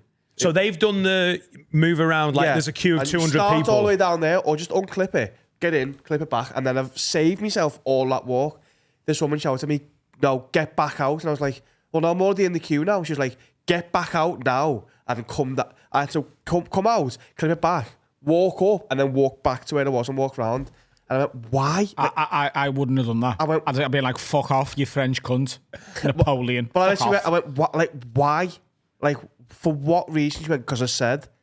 And I was, but Seneca went, Carl, don't cause an issue in an airport because Because they can stop They you can just flying. go, well, I'll It's just the get one. to security and then you fuck. It's the one place where the stakes are higher. But that's why they can wield it. Because they're like, it's airport security. You could have a bomb. You're like, no, you've set this fucking. Do you know one of my parade favourite? up. My head out. Probably in an airport, I probably would have just been like, all right, whatever, because you're not going to why get I on the did it. plane, you've got to do it. But you know when you're in like somewhere and sometimes there's someone who's like in a position of authority, they're normally like a supervisor, they're never like a general manager, they never make it that far. There's someone who's just got like a hint of power. They just have a slight bit of like sort of influence and seniority over like a handful of people. And they're used to being able to talk to people like they're in charge. And then they do it to you, but you're like a customer or just passing by. And they're like, hey, can you do this? That's one of my favourite things in the world because I'm just like, I don't fucking work for you, you little dwarf cunt. Oh, wow. Where were you? It's Disneyland or something? Yeah. I saw two parking. When someone tries to speak to you like you work for them and you just don't, you just get to go, no. Yeah. Like, you have to go this way. No, I don't. Well, I went, I was like, but tell me why. Because there's no Ain't reason. nothing but sorry. And she went, because I said. And I was like, I wanted to go, fuck off. But Seneca went, do not start in an airport because they'll go, get security, you miss your flight. And she can just sit there doing that to the window. I saw two parking attendants having a chat when I was on the way to the train, and they finished the conversation and left. And as the fellow was walking away, the other one went, keep fighting the good fight, Brian. To you? This is what we No, do. to the- We do this every day. To the other parking attendant that was walking away. Like, that was like... leg sweep on one of them at least. We get a lot of stick, but we're keeping this city open. Fucking hell. Christ. Break time. It's a break time. It's an important break time, but it's a break time. Now it's time for a message from my absolute favourite sponsor. It's Love Honey. Yes, Finn, we're advert maxing for all the young people out there. Selling Love Honey's unbelievable products like the Womanizer Duo where you can Rizmax all over your husband's face. And once you've been out with your lady and you've been mogging all night and she's like, oh, I want a bit of that, use the Womanizer on her. You take it into the bedroom. Oh, you've absolutely frame mogged all over my nice few new sheets. But that's what the young people want nowadays with Love Honey. And use code AFF-Word20 and spice up your bedroom life in the new Gen Alpha way. It's a really young reference you've got there, Harry. Well done. So you use the code AFF-Word20 for 20% off site-wide. Don't be unk. Go with Love Honey and frame mog all over your nice new bed sheets with these sex toys. Love Honey. Unks can wank too. Long overdue. Long overdue. Mike Bubbins is here. Thank you, boys. Thank you, boys. And you are all boys. That's lovely. I know Dan's excited. Patriarchy. Dan's excited to have you in because he gets to do his Welsh accent. Oh, let's have a listen. Yeah, go on, Dan. Unbelievable. That's not bad. Thank you very much. I was saying is that I can't do anything else apart from South Walian. Yeah, it gets And I'm worse not- towards the end, mind, doesn't it? I'm not saying I do it well. That's But not bad. I can't do fucking North Wales. is there a beef between North Wales? Yes. He's from Rill. Yeah, we don't really talk. Like, North Wales is like a. If you ever see like a DNA map of the world, right? Everywhere mingles, but there's honestly, it's like an area of North Wales, about 60 miles in diameter, where they haven't mingled with anybody ever. Hey, you're the exception to that I because am the exception. your mom was getting walloped by Turks, weren't Was she? she? Turk. Singular. Just the one Turk, was it? Just the one Turk, as far as I'm aware. Wallop by Tex is a good band as well. It's definitely just one. As far as I know. Yeah. So Is that? Was it? what part of North Wales you from? Shell. Shrill. Can you say it like he says it? Can't Shrill. say it. So you did it. Shrill. Shell. I can do it as well. Shrill. No, you're really? saying shrill. No, I'm not. So's he. No, he's not. Shrill. It's RH. Shrill. It's a Hang on. different. Yeah. It's a letter in Finn? Welsh. Shrill. That's good. Shrill. That wasn't bad. That wasn't Thank bad. you. Get in. That wasn't bad. Isn't there like a 20-mile all around South that you're not Welsh speakers? It's like the northern hillbilly It's types. weird. You go up to, if you're in North Wales, then the Welsh is quite often like the sort of the working class language. And then in South Wales, it's the opposite. It's like the more middle class people tend to speak it in. Oh, right, South because Wales. it's almost Posh. like okay. You know, like I didn't want to send my kids to the local English speaking school because I had ideas about my station. So I sent my kids to like a Welsh language school. So they both speak Welsh. Didn't you learn later in life? I learned a bit, yeah. I did a thing called Iaith ar Daith on S4C, which is like... What? Iaith ar Daith. Just means like a journey into the language. S4C, the Welsh channel. Yeah, with Ellis James. And he was my mentor for a week. And basically, the premise of the show is you learn Welsh in a week. And after a week, I couldn't speak Welsh. It just can't be done. And then I put in another pitch to S4C for a thing called Un Men Million, 1 in a million, which is basically, listen, a week's too short. I need a whole year. So they filmed me for a year learning Welsh. And I proved that you couldn't learn Welsh in a year either. That was it. But I've been paid twice, so, you know. I've got this new idea. It's learn Welsh in 15 years. Yeah, that's the next plan, mate. That is the one, the retirement one, yeah. Like Leicester summer wine.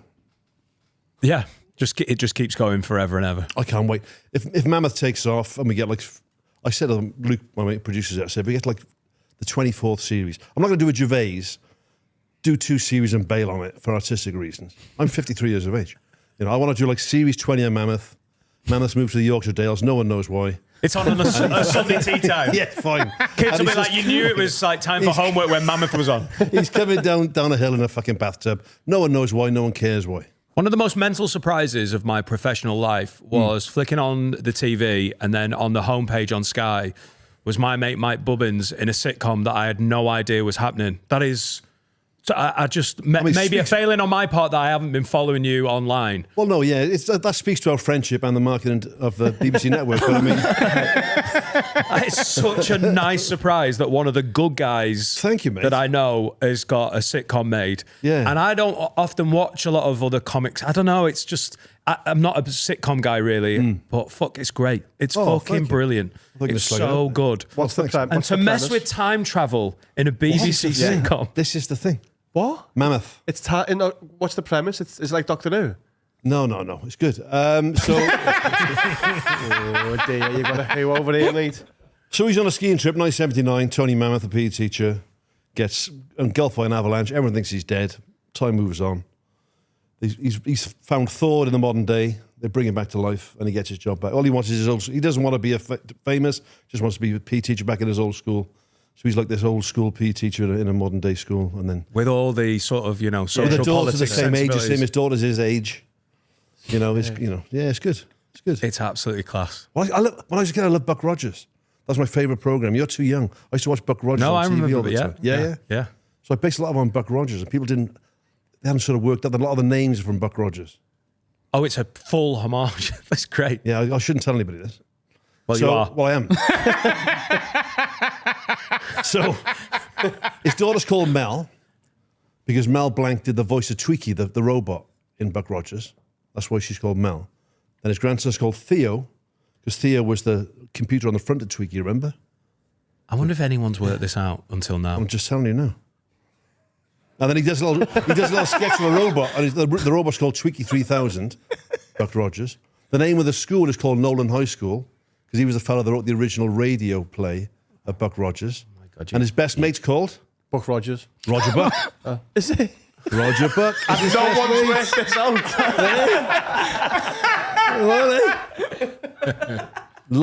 What they call them, Easter eggs, the youngsters? Yeah. Easter eggs, isn't it? Well, not now. That you just smashed open for everyone. It's the 3rd series now, bollocks to him.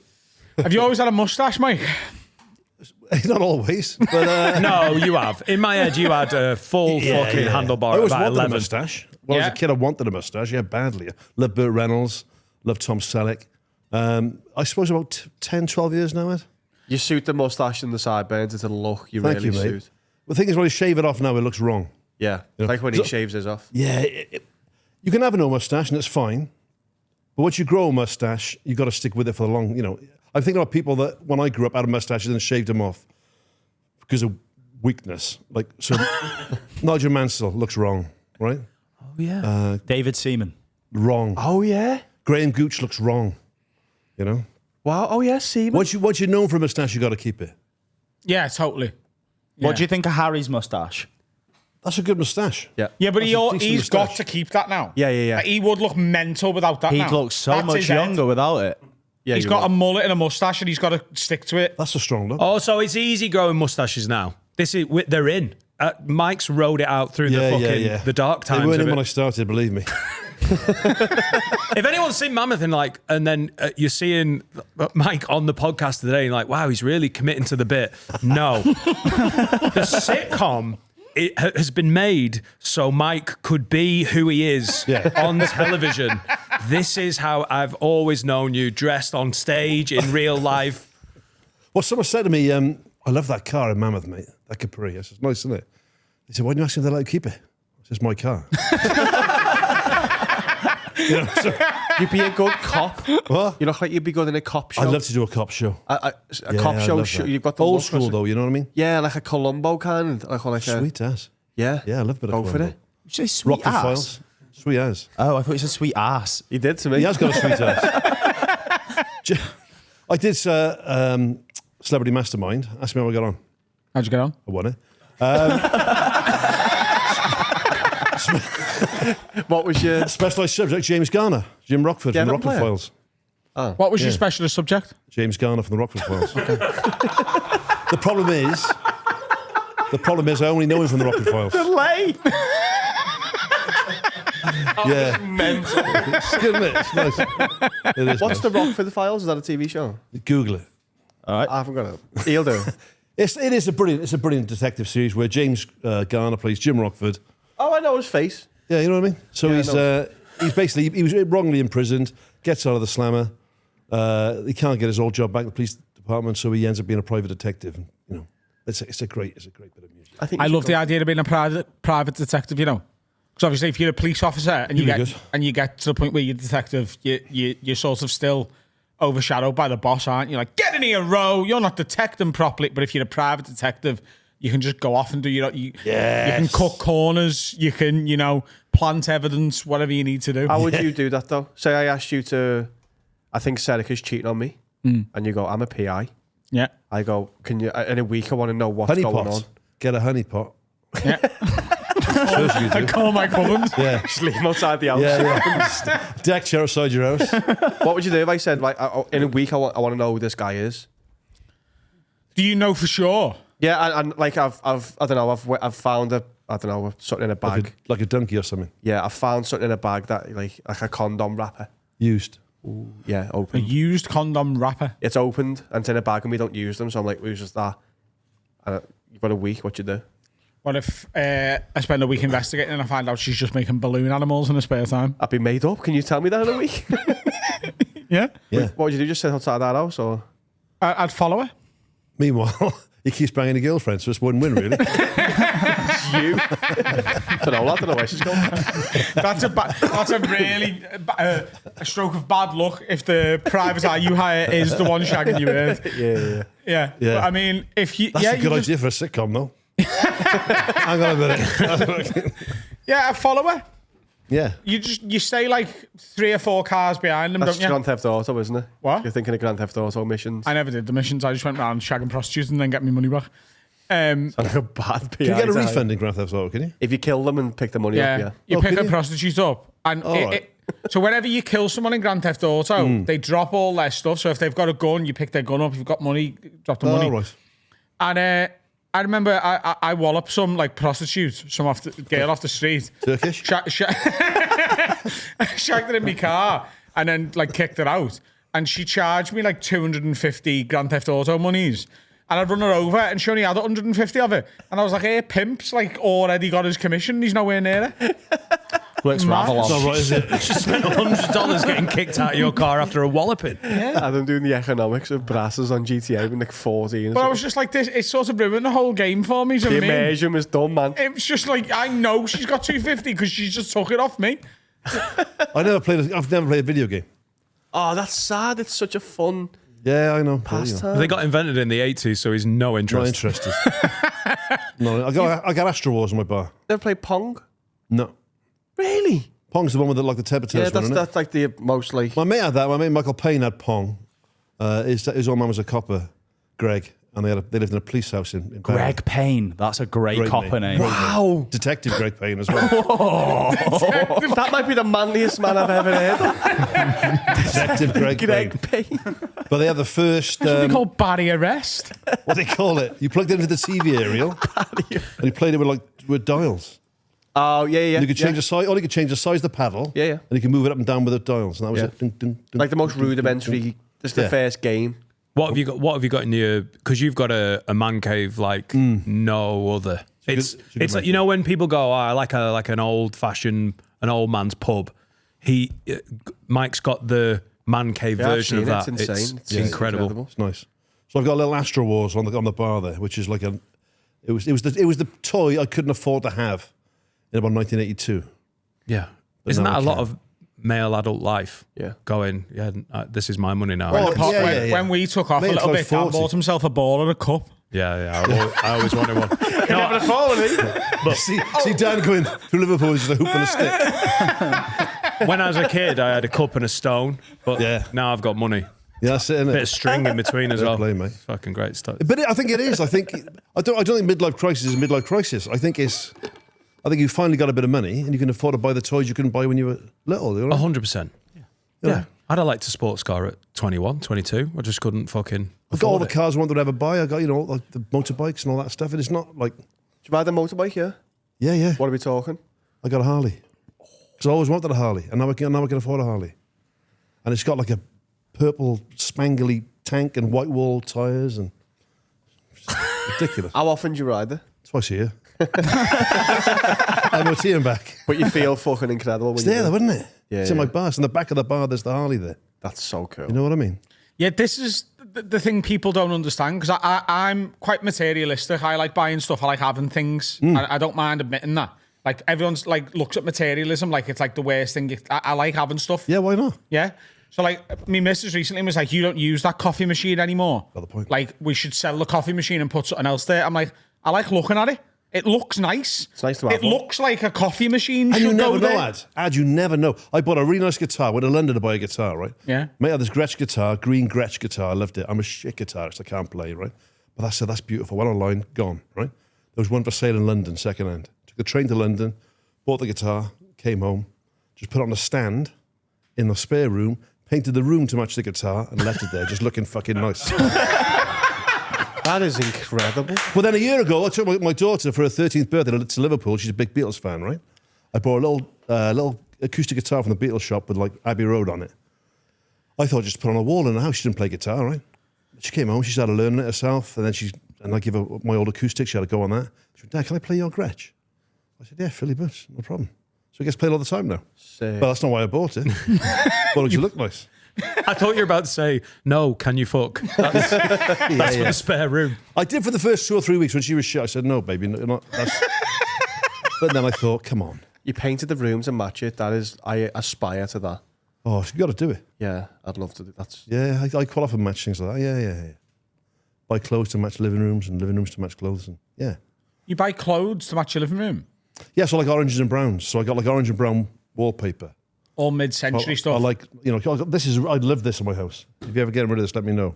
Right? But I got a lot of orange furniture, brown furniture. I got a nice big orange sofa. But I wear like nice orange and brown shirts and brown cords. You know what I mean? You two need to go for a pint. Honestly, like, I'm looking at him like, this is my style icon. You know what I mean? It's like you're doing the cover of Vogue, but you're just having a cup of tea in your front room. Yeah, I know. Yeah, but you want to match your vibe, don't you? Do you know what I mean? No, You I like, can believe that you do. I have never thought, know, oh shit, I'm going to be sat in the living room today. What am I wearing to match the walls? But it's class that you can appreciate. I wouldn't sort go of got a Rottweiler because it matches me sideboard. These shoes, right? I love these I shoes. unfortunately believe that. I don't think there's anything wrong with that. Like him sat against the sideboard, he looks class. He's black and brown. The living room's got Perfect. loads of warm browns, loads of teeth, you know, bit of hardwood. I can't He believe looks that. fucking sick. I can't believe that is true, isn't it? And that's why, like, a Bernese Mountain Dog would have been good as well. That was like top choice. Sounds like a was full-on Bernese. Nazi rally to me. Everyone in brown shirts, big Alsatians everywhere. Mike, the shoes are a strong look. Yeah, 'cause yeah. Adam's gone with a strong look shoe today as well. I've not seen that. Do you know what? I saw a pair of those in black leather, but they were Dr. Martin. Are they Dr. Martin? No, they're para boots. I had Dr. Martin ones. Yeah, Almost identical to that. I love them. I used to wear them with jean shorts when that was all right. Yeah. Holy fuck, know what what I a mean? fucking image that is. So Oh, I became less gay then. I I'm a bit OCD, I really like these shoes. So I bought another pair, exactly the same. And then I bought 2 other pairs. So I got 4 pairs of these, exactly the same shoes. Same colour? Everything. No, I Same think make, there's same nothing everything. wrong with this. I've got repeat hats. Once you've got something and you've got a bit of I like tism, it. you like it, and Boom. you think, well, if this gets lost or scuffed or damaged, you've got the other pair. Instead The of next going back pair in. online and going, oh, it's not. Yeah, they're gone. Yeah, so I got 4 pairs of these. Then this morning, I couldn't find the pair that I'm currently wearing. Didn't really want to break the box on another pair.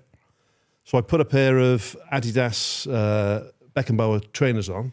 And I thought, you're fooling no one, mate. What did you This think? We would think podcast you were skews younger, right? a German centre half. He doesn't look like a German centre half. Yeah. I just thought, fuck it, I cannot go out, meet Adam and Dan wearing trainers. It looks like I'm trying too hard. All right, kids. She puts the cream loafers on to Yeah. try less hard. Baseball cap, fuck off. No, I not like me. the socks as well. The socks are jazzy. They're all right, aren't they? Yeah, I like them. Yeah. I think socks are an underutilized way to spice up your outfit. You can have a little pop of colour. Just a little... But you've gone bold. I mean, fair play, you've gone sandals, but obviously not with socks. You're not a maniac. Yeah. Just, I want to let my feet breathe a bit, play 5-a-side last night and they were still a bit warm this morning. That's nice to know. Yeah. Hang on. Most of your clothes are a pop of colour. The colourful socks is usually like a TV presenter or like a city businessman that has to wear that shitty uniform, and then they're like, bit of character, pink socks. You two are a fucking colour chart. Yeah, but that's fine. This is quite a neutral top, isn't it? Yeah, but that cardigan. This is a neutral top, neutral hat, neutral earth-coloured pants, dark brown belt, dark brown sandals. Here's a question, right? God. My fault. The khaki or sand-coloured trouser, right? Which I think on the spectrum is also like, let's go light grey all the way to khaki. Yeah. Problem with that I have, I think we all know this. I've turned 50 now. Yeah, I know where Am I you're right? going. Yeah. Dribbly cock. Worst thing ever. Even your 30s, Mike. Is it? Yeah. Even your So- even your 20s for If Harry. you're at a wedding and all the groomsmen are wearing light grey suits, you just know they're going to be Full of piss. their dicks going to be waving under the hand dryer most of the night. So, No, have you ever rubbed your crotch under a hand dryer at a wedding? Yeah. Of course you fucking have. Absolutely not. Of course you have. You've never dried a suit like that? I put my dick in a Dyson Airblade. Yeah, of course. You just want to feel alive, don't you? That's fair enough. so any trousers, if I ever have a day where I'm wearing trousers like I am today, Yeah. that would show up a fleck of piss. What are you doing? So if I've got like, a pair of raw denims on, I just fucking let it ride, do you know what I mean? If there's piss all over yourself, There's a bit man. of piss, there's a bit of piss. Yeah. It's just piss. Lying on the floor, pissing in the air, everything. Yeah. If I've got these on all day, every single wee I have is a sit-down wee. Yeah. And then you just wait until you give it a good 30 seconds after you finish pissing before you even think about standing up. So I've had 4 sit-down pisses since I got in today. 80% of my wees are sit down now. But if Then you're on a wearing khakis, night out, you sitting down in like pub toilets? No, probably not in That's the issue, in a innit? pub now. You can't the sit issue. down in pogues. No, you would never come You back. can't. again. You can't. I've had to shit in there, so... I had a shit in Charlotte Soldier. Church's mother's pub. I'm glad for that pub at the end. Yeah. It's never been said. I had the shits. I was drinking pear cider for the first and last time in my life. Shit in Charles Church's mum. It's pub. I was drinking pear cider for the first and last time in my life. And I followed through. Fuck, I've shut myself. In Charlotte So, Church's mother's pub. I went to the toilet, locked myself in the cubicle there, took my jeans off. Took my Off? Yeah, off. Well, I've shut myself at. They're gone. Yeah, I took them off, took the pants off. I thought, fuck me. There was no bin in there. The windows were welded shut. I don't know if it's because of burglaries or what, I don't know. I thought, fuck, what am I going to do now? So I've washed myself, I've cleaned myself to the best of my abilities, but I've got a sole pair of underpants. Put the jeans back on, what am I going to do with these? I can't walk out with them. No. Everyone's going to see them. I can't leave them in here. What am I going to do with them? In the system. System off, Oh, God. top back. I know, awful. Awful. Wow, they might still be there. They might still be there. That toilet's not flushing properly. Charlotte! I know. She's there. Get the door to the She does I the saw plumbing. Charlotte Church is like Tom Finney. She's got a job on the side. Yeah. Excellent callback there. Yeah. Well done, Dan. She's a millionaire, but she loves cleaning bogs. It's the state of it. Is the sale of the pub like a thing like I'm Charlotte Church's mum? Is that like a known thing? Oh, it's just a known thing. It's just known locally, yeah. It's not like a Is there any like Charlotte Church superfan pilgrimages Not to the pub? really. Nothing. No, nothing like that. No. I was expecting a bit of stuff on the wall. Nothing particularly. No. Is she ever in there, Charlotte? She's been in there. Yeah. I had a piss next to Ian Hislop once. In there. Is that related to? What's that? That's not related to. Well, no, they, Is Charlotte Church with Ian Hislop? Is this celebrity dating gossip? I think they've done something like Mock the Week together or one of those programs. Have I got news for you? That's the one. Yeah. I don't watch it. Yeah, I was just in there having a piss, minding my own business, and Ian Hislop walked in. Did he do Had a the piss face? next to me. I feel like you tower over him. He's not a big man in every way. But no, I didn't. I just want to say, the purpose of a libel, I didn't see his dick. But I've never seen him stood up. I don't think I've ever seen his legs. Well, he is stood up. That's how small he is. Everyone else has sat down. I did try to break the ice with him, but I just panicked a bit. It was pre sort of comedy days for me, so I wasn't used to meeting people like that. So he sort of had a piss. And I go, oh, all right, Ian. He went, hi. Yeah, what are you doing in here? He's like, I'm having a piss. Yeah, yeah, I should shut up now. Yeah. Getting recognised in toilets is always unnecessarily awkward, isn't it? I had a bloke follow me into the fucking toilets last time I went out with my wife. He said, I'm a big fan of your podcast. So thanks, great. Yeah, go have a selfie. Say in a minute, yeah. So I go in for a piss, and he did a Hislop. He's on the next one to me. He's going, yeah. I've been a patron, mate, since day one. I said, oh, fantastic. I really appreciate it. Thanks very much for all your support. Yeah, I said, can we have a chat after? I got my dick around, is all, you know. And he wouldn't let it go.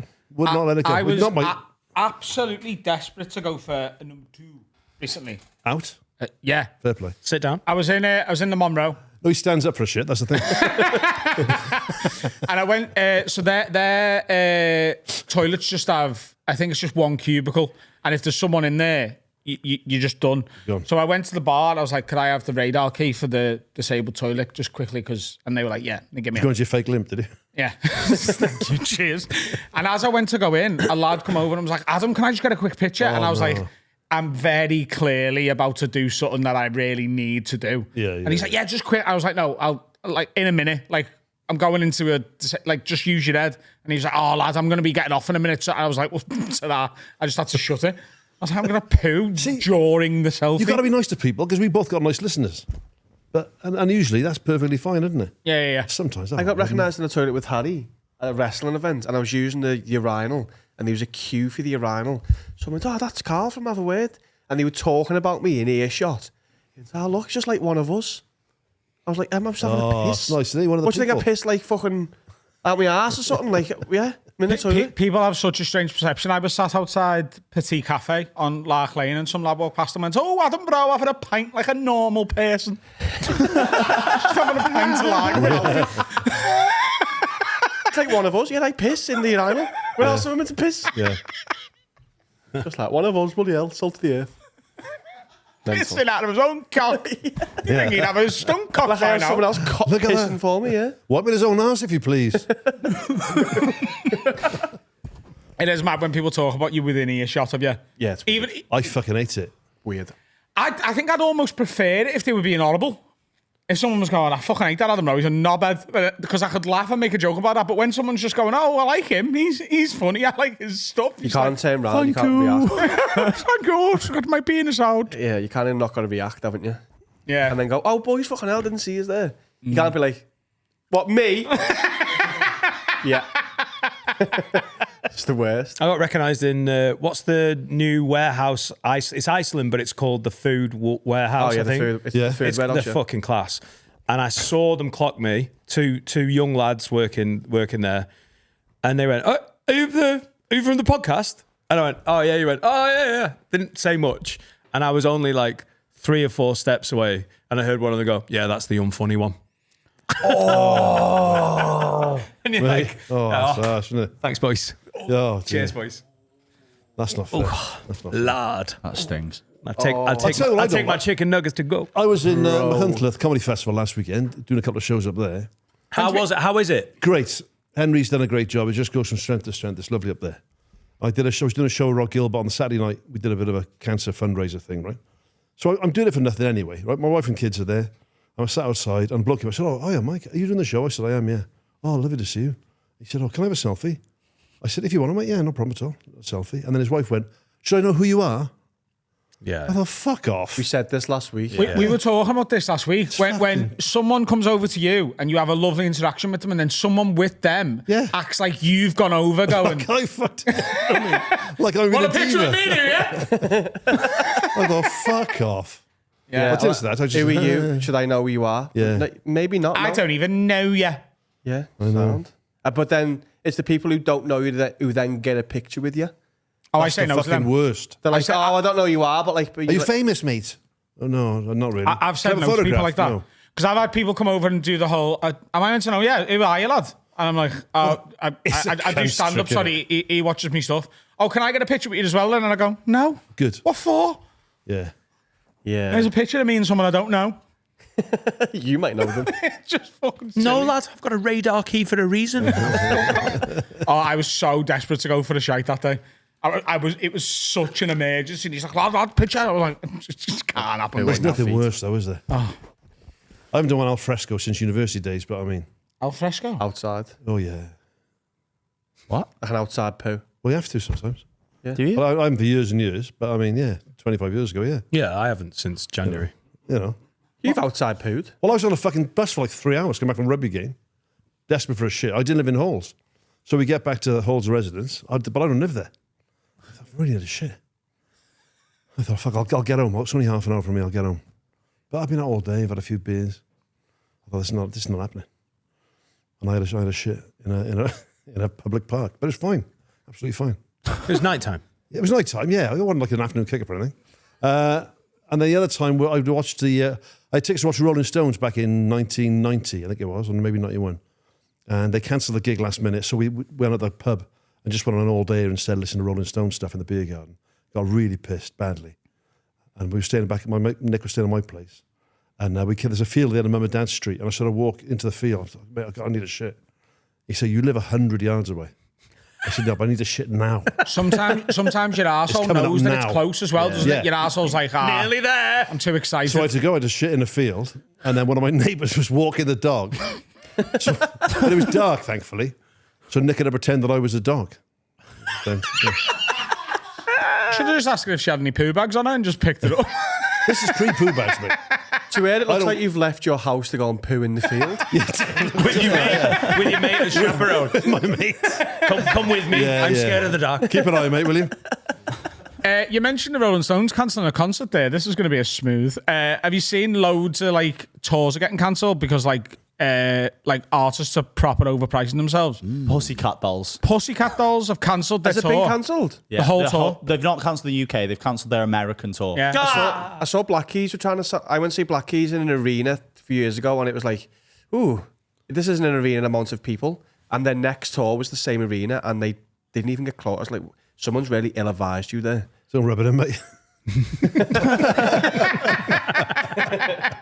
It's apparently they've gone in and like, oh yeah, Pussycat Dolls are back together. Everyone will be excited about this. So £300 a ticket, and everyone's gone. What's this? It's too much showing it. Do you know? Nah. Fuck me. They were the first band the first music I ever saw live at the Pussycat Dolls. Band. Are they a band? Girl band? Yeah. They count as a band, but not. Girl Yeah, group. it's not- They're the first music I ever saw live. They haven't got the affection to do a nostalgia tour at £300 a ticket. Absolutely not. No. I think the when Taylor Swift's knocking about, that's the ticket that defines 3 years Well, like, if you know you go what? and see live music And if you're her into ticket, it. like her hospitality ticket that we got was $250 So what's for the biggest artist on the planet and of her generation at her peak.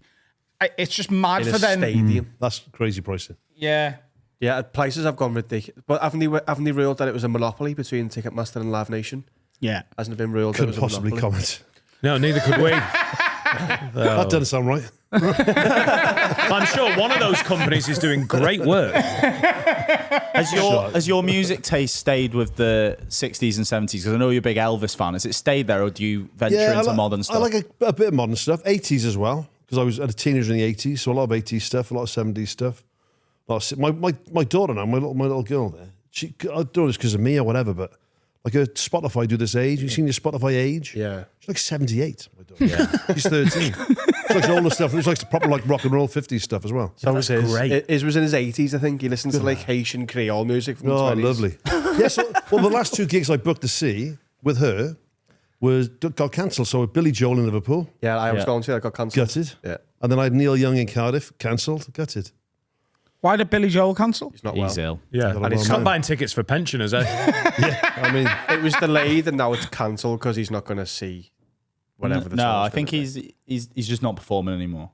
be. Yeah, that's what I'm saying. He wouldn't Oh, be yeah, able yeah, to. yeah. He would, not be But you able can still go and see Frankie Valli whenever you want. oh, Jesus Christ. Have you seen the videos? Yeah, You yeah. can see the ghost of Frankie Valli. Have you been But to also, Great- they then released a statement by Frankie Valli to prove that he's perfectly fine. I thought, no one else can type that, could they? That couldn't possibly happen. He doesn't move his lips when he sings. He's a human speaking spell. No, it's It's awful, insane. isn't it? Have you been to Graceland? Yes. What's it like? I'd I love was to go to 19, Graceland. fucking epic, yeah. I did, but I didn't understand geography. It was pre-Google, it was pre-internet, it was pre-mobile phones. A girlfriend at the time that I was with, her cousin got married in Toronto. I was 19 and I thought, North America. I'll go to Graceland, right? Easy double. yeah, double up. So we flew to New York and then we got a train, because I thought to save a few quid, to New Orleans, but that took about 32 hours. And then we got a train from New Orleans to Memphis. Went to Graceland, had 2 nights in Memphis.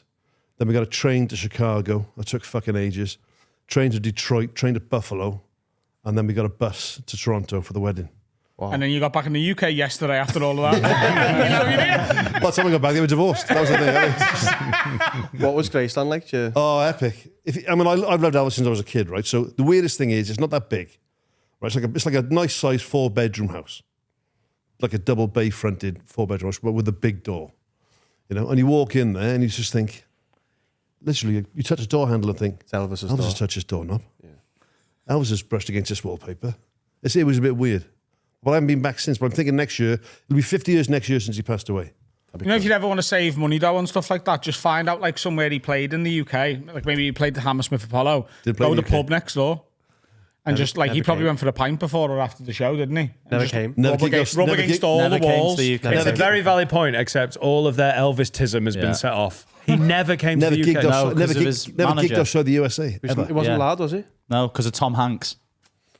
Sorry? Tom Parker. Tom Hanks in the film. Oh, Oh, because it's Tom Hanks. No. what's the film? The film's great. Have you seen Priscilla as well? Yeah, but have you seen the new Elvis film? Epic. Oh, the live one. Oh man, Oh no, is it good? Chef's kiss 3 times cinema 1 week. Oh, sick. I Oh like- yeah. Okay. What were your thoughts on the biopic a couple of years ago? Because I'm a bit hesitant loved it. because I'm a massive Beatles fan. I think it was I'm a great. bit I loved it. nervous. Again, I watched that 3 times in a week as well. He's so good at it as well. Baz Luhrmann, the way he's twisted it and given it a little, Apparently, he couldn't change his voice for ages after it, could he? What's his Austin name? Butler. he did a great job. I tell you what a good actor he is. I started off thinking, how is he playing Elvis? And Elvis is like the sexiest man I've ever lived. You're not a sexy man. By the time he's in the white jumpsuit in the He's sort of sexy, international, man. I had a fucking boner watching him. Did you like Jacob Elordi's Yeah. in Priscilla? Did you like Yeah. his Elvis? Bit Good. tall for me. Elvis is 6'2". Yeah, but Jacob Elordi's like 6'6", isn't he? Like, and I suppose it wasn't about him, but I like Elvis's music, and I don't know it inside out like a fan like you, but like his start really interests me. Oh, I love him. Yeah. So I used to do before I started doing comedy, actually, I was doing an Elvis tribute act. I was still teaching. And then I stopped playing rugby on the weekends, which paid me a few quid. Well, I wasn't doing that, so I thought, okay, I'm a few quid short now. So I started doing like an Elvis act, going around the South Wales valleys, playing like working men's clubs. I seen an Elvis comedy Living the dream. tribute act in Tenerife. Went to a little bar in Tenerife. They had a Elvis comedy night, and it was a fella coming out, and he'd do like 3 one-liners, and then he'd be like, right, and now here's If You Don't Know Me By Now, and he'd sing, Oh God, I want to. Yeah, It was that I probably want to sexy. swing for him, to be honest. There's a tour at the minute that's Elvis fronting a Nirvana tribute band. Yeah, do you know, I had that fucking idea. I had a couple of mates of mine that were, if you're from Barry in South Wales, right, everyone's into heavy metal music as well, right? It's a big heavy metal part of the country. Okay. So we put it, me and my mate Dave was a drummer, and my mate Di was a bass player. And there was a studio in Barry we used to go in now and again. I said, and we started doing Elvis songs in like a heavy metal style. Let's call it like Elvis Rocks, good name, And then the Elvan, I think they called it. Yeah. That came around about 6 months after that. I thought, you fucker. They've been watching us. You've done a Trevor Noah. They nicked my stuff. Trevor Noah nicked your stuff? Not for me to say. keep saying things, mate. Not what to say.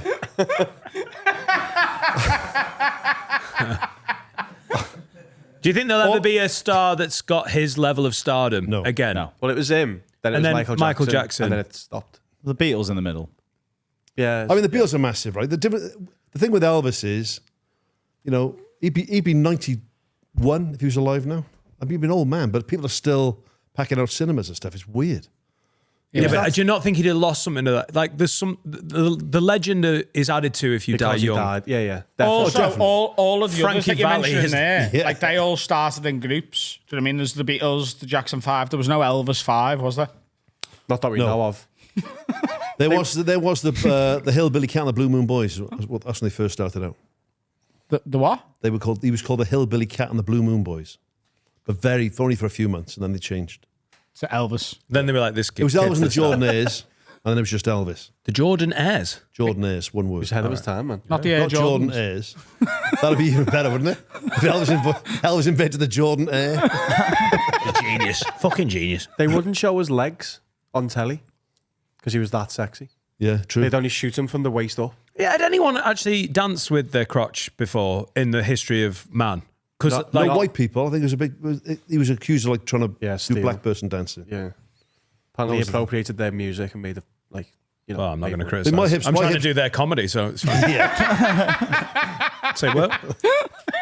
Well, they're doing my comedy too, so don't worry about it. All right, Trev, you watch it? I don't know what this beef is, but But he was banned. Venues are like, stop doing that dancing because the women are literally losing their fucking mind. And We haven't got Yeah, enough it does wet floor happen. signs, Al. It does happen. hell. I love that. big hell. I know him. I've You a met him. mover? You two movers? Huh? You movers on the dance floor? I'm very play it safe, me. I'm you? very, Two-step. Okay. you know, Dan's a mover. I'm here. You can move, Dan. He said, "Fell." Dan's a tell. mover. Can I move? Hips don't lie. Are you a mover, Mike? It seems like you are. Oh, fucking hell, big time. Yeah. Have you got the hips? Oh, yeah. Are you first on the floor at a wedding? Always. And last off. That's the important bit. Snake hips. Last off.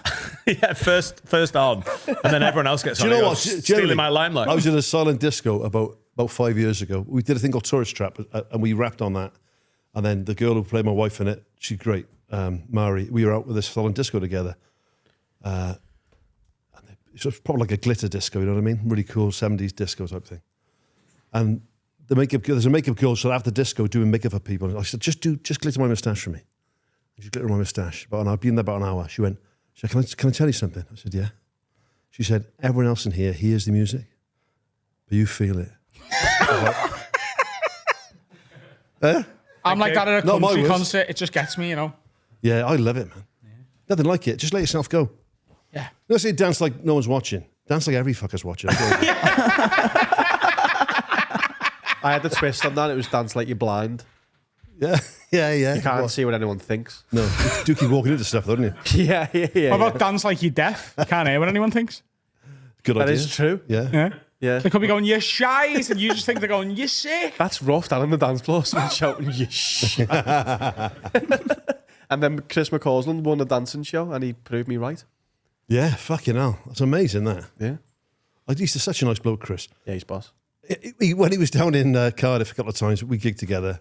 And then my kids were little at the time, and he was still doing like kids' TV as well. So I said, "You want to go meet the?" I can't remember what his character was called. Out of like a fruit and veg shop, didn't he? Kept getting robbed. He was no. He was in Cardiff. I want to go and meet him. So we went for breakfast, and then I took him and his dog and my boy up to the park. We stayed there with the dog for a couple of hours, and then I dropped Chris back at the hotel. The next time I saw him, I said, "Oh yeah, mate." I said, "Where's the dog?" He said, "I have to get rid of the dog." I said, "What?"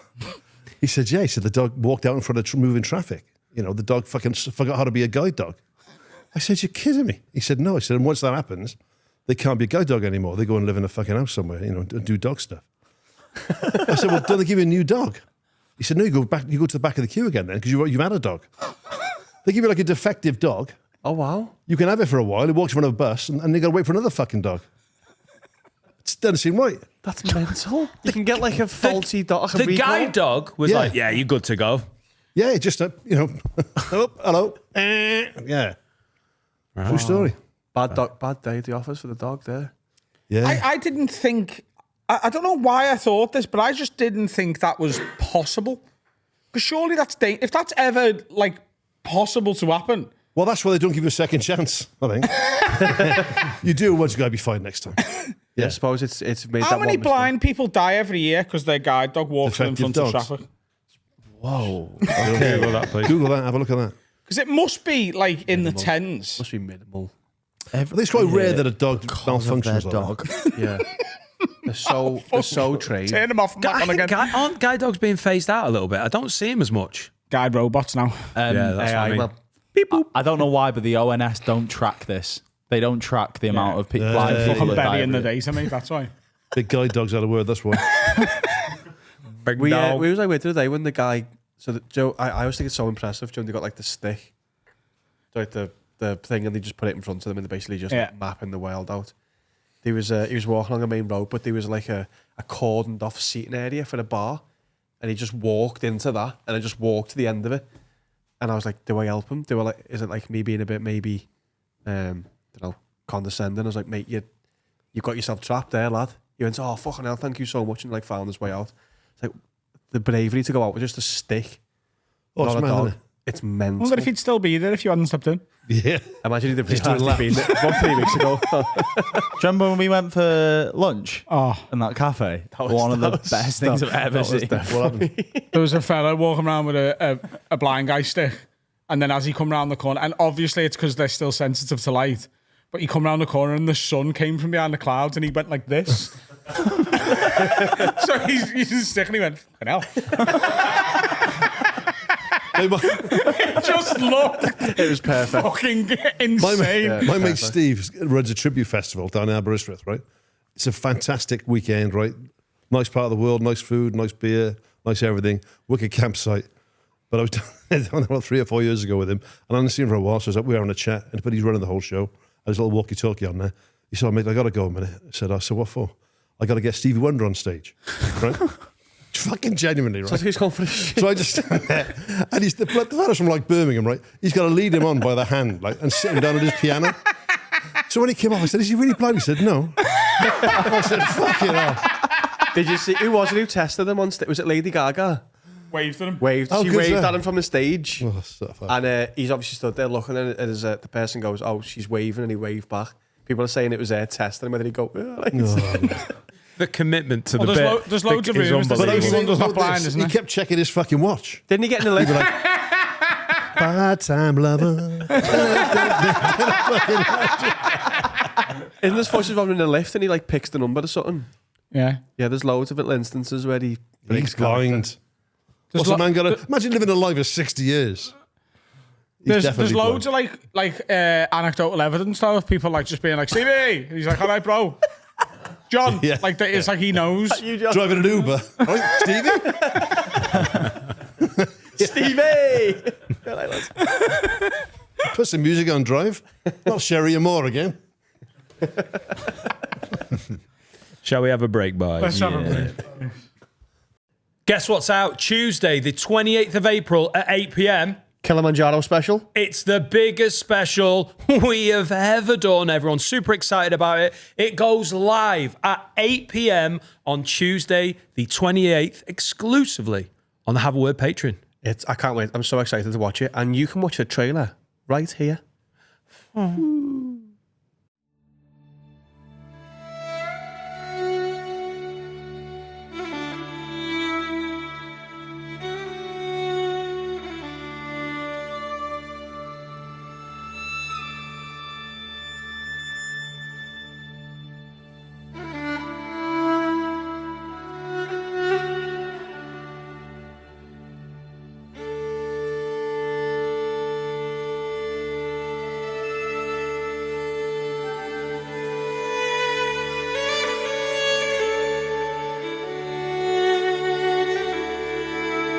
It's one of those touchstones we have in Have a Word. Every couple of years we kind of have a trip or a special or a show where it's just like, breathe it in. There's the quote that goes around from the US office of, I wish there was a way to know you're in the good old days before you've left them. And we are most certainly in the good old days right now. It's just the unlikely story of me and Adam starting in my spare room, and then 5.5, 6 years later, we're all in Tanzania doing the highest podcast ever. We're just a group of podcasters. We're just normal men. We're just normal, innocent men. We're just a gang of knobheads who sit in a room and chat shit twice a week. We've ended up here.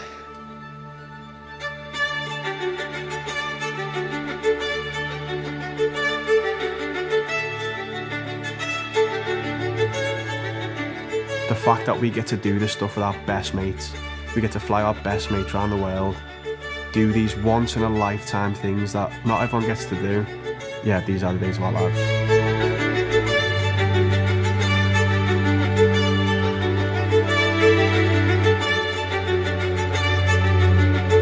People die on this mountain. It's nothing to be taken lightly. People get hurt. I was waiting to hear news that shit had hit the fan, basically. Just catch my breath. I can definitely feel it's getting more difficult to breathe. I'm exhausted. Right now, just a little bit low. Very deep breaths. The toughest part of any day so far for me. If it's going to fail, it's going to fail on summit night. That's when people call it quits and people don't make it to the top. Can this podcast really climb to the top of Kilimanjaro? This is the furthest out of my comfort zone I've ever been at Haverwood. It's probably the best decision we've ever made as a podcast, so pretty good shout.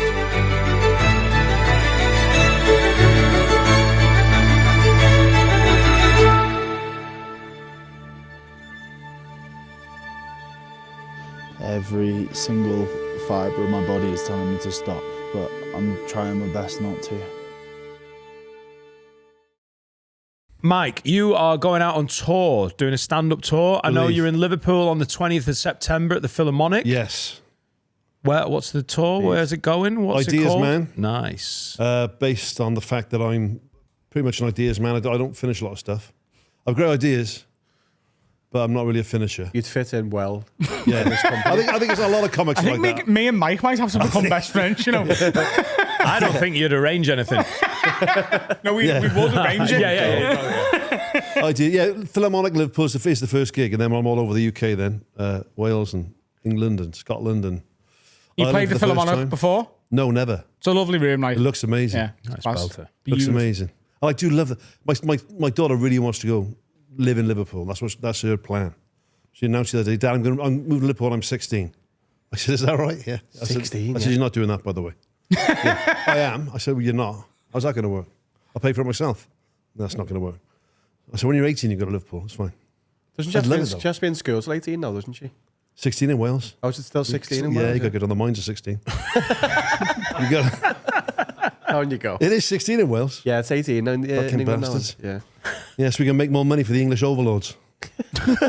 Keep it light, That's Mike. us. Keep it light. Let's do a Generally, question. when she was Oh, little, go on, sorry. I keep it short, but when she was little, just for well, stereotype reasons, right? There's a place called Carew Castle, very nice, down in West Wales. I recommend you visiting it. And there's a mill there, like an old school water mill. How they used to make cotton back in the day, right? I took the kids there when they were little, and my daughter almost lost her finger in like a reconstruction of a cotton mill. I said, imagine trying to tell my English mates that my 6-year-old daughter lost her finger in a mill accident. Seems right. We've got a question. Go on. Leighton says, if you could add a 0 to any number in your life, where would you put the 0? So, like, if you've got one thing and it becomes 10, so you're 10x and whatever it is. Yeah. All right. I've got it. I'll have I've got 2 kids. I'll have 20. Oh, I think that would be fucking mayhem. Without any of the... If you're going to have kids, 2's a great number. Yeah. 20 would be colossal. I love being a dad. I love when kids are little. I love looking after them and having fun with them and being a child myself. Yeah, but my wife had a hell of a time with both the births, you know. She'd bang on about a bit of mine as well. But that'd be 20 kids would be great. What? Add a zero. I've got a really good answer to this. Go on. I'd add it to the amount of things I can add a zero to. Oh, this is the Infinite wishes. What would you ask? What was your wish? Infinite wishes. I'm going for my tennis serve speed. Right. Oh, he'd be the champion. Oh, he's getting back into tennis. Let's just stop fucking around and put on my bank account. Into my bank account. Yeah, but it doesn't 10 doesn't change it a little, like... Well, it changes by a factor of 10. Yeah. It does change it a Yeah, lot. but I don't know what Finn's going to do with 40 quid. Like, say his serve speed now. It's like, My serve now is about 80. 80? Yeah. Do you play tennis? Is it? I'm getting back into tennis. 80? Yeah. I've got a good serve. So you want to That's serve my- at 800 miles I think tennis is Exactly. probably, unless you're playing top level tennis, I think tennis is the shittest game in the world. Because you can't get a serve in. And you've got to chase the ball No, constantly. you can't, Mike. Oh, I did a fucking sports degree. I would say 99.9% of the people I've ever met in my life can't get a serve in. Unless you do underarm. In which case, what's the point? Yeah, but his underarm serve is, I imagine, about 400 miles an hour. Yeah. So not only is he going to win all the fucking Grand Slams, he's going to kill a lot of ball boys on the way. That's true, yeah. 800 miles an hour. You'd win every title ever. Yeah, He'd that's never Exactly. drop a game in this. I mean, And then that's you don't need the bank account zeros because you're making loads winning fucking I the think they're French kicking you out, Open. mate. I think if you're serving the ball 800 miles, you're breaking the sound barrier every serve. I think the big four are saying no thanks, mate. Also, though, you'd have to win. be scared. You'd have to break them at some point to win. Oh, yeah. Yeah. I hadn't thought about that bit. Can't just keep winning. You have to break at least a point. Although in. you- It'd just be like the John Isner game where it just goes on and Forever, on yeah. and on. Good knowledge. Yeah, but like he would never, ever, ever, ever lose a service game, and they would eventually get tired enough Yeah. to lose one of their own. Good point. That's a good point. Mine's that bought. I've added to the square footage of my garden. Because Feels like Mate, a wasted opportunity. Careful what you wish for. You No, can add it. You can add the zero to your weekly, your monthly income, but you've gone. No, I just want a money bigger sounds garden. like the really boring answer. What about just the dimensions of your house? Does the garden? No, because my garden is too small for the size of my house because we're extended and we're looking at new houses because I want a bigger garden. But if I can have my house in a bigger garden, it's win-win. Can I ask a question? Who wants a bigger garden? You or the missus? Me. Oh, that's all right then. And I don't want it to do gardening. I might fuck doing that. We moved for a bigger house, for a bigger garden, right? My wife wanted a bigger garden. She didn't do any of the gardening. I do all the won't. gardening. But then what'll happen is you're a young man, right? I'll get a gardener. No, you don't need one because when you turn, how old are you now? 34. Right, 16 years' time, you turn 50, God willing, right?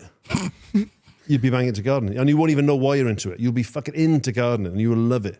And it's the weirdest, horriblest thing in the world. Are you into it? Massively into gardening. I'll spend 6 hours a day in the garden. Just like digging holes in there? Fucking planting flowers, looking after them, feeding things, putting chippings Obsessing down. about the lawn. Obsessing about the lawn. I get it. I know I can feel it happening at some point, but not right now. But I want a garden just because I want a big. I nice can't wait space. to do the lawn chat with you boys. No one's there with me yet. I just want one of you to tip over into. I just want it to be. I just want to sand my goal so I can practice my overheads, me. Yeah, same.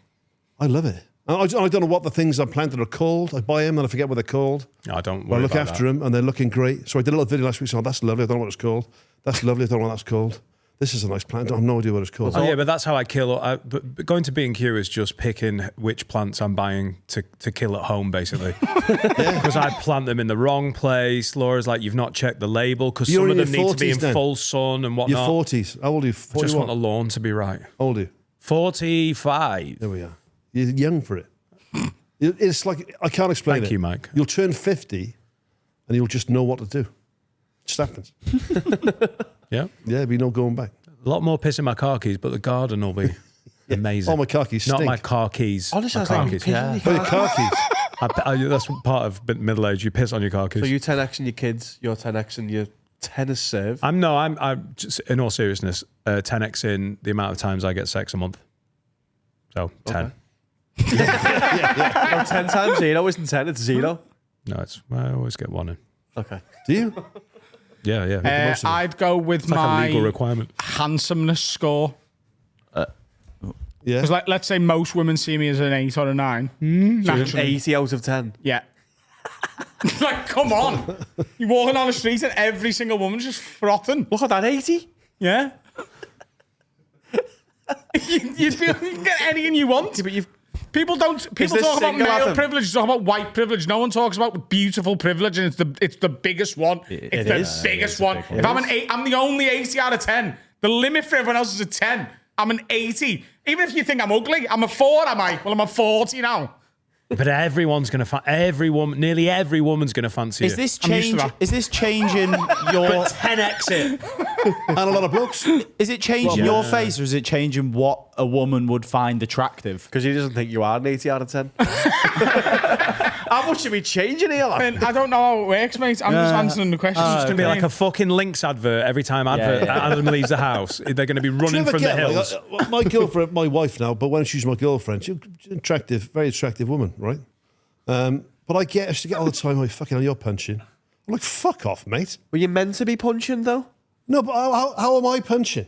She's a very attractive woman, but I'm an attractive man, right? And girls always say, what do you want, a good sense of humour? Like, oh, tick, right? 6 foot, tick, yeah.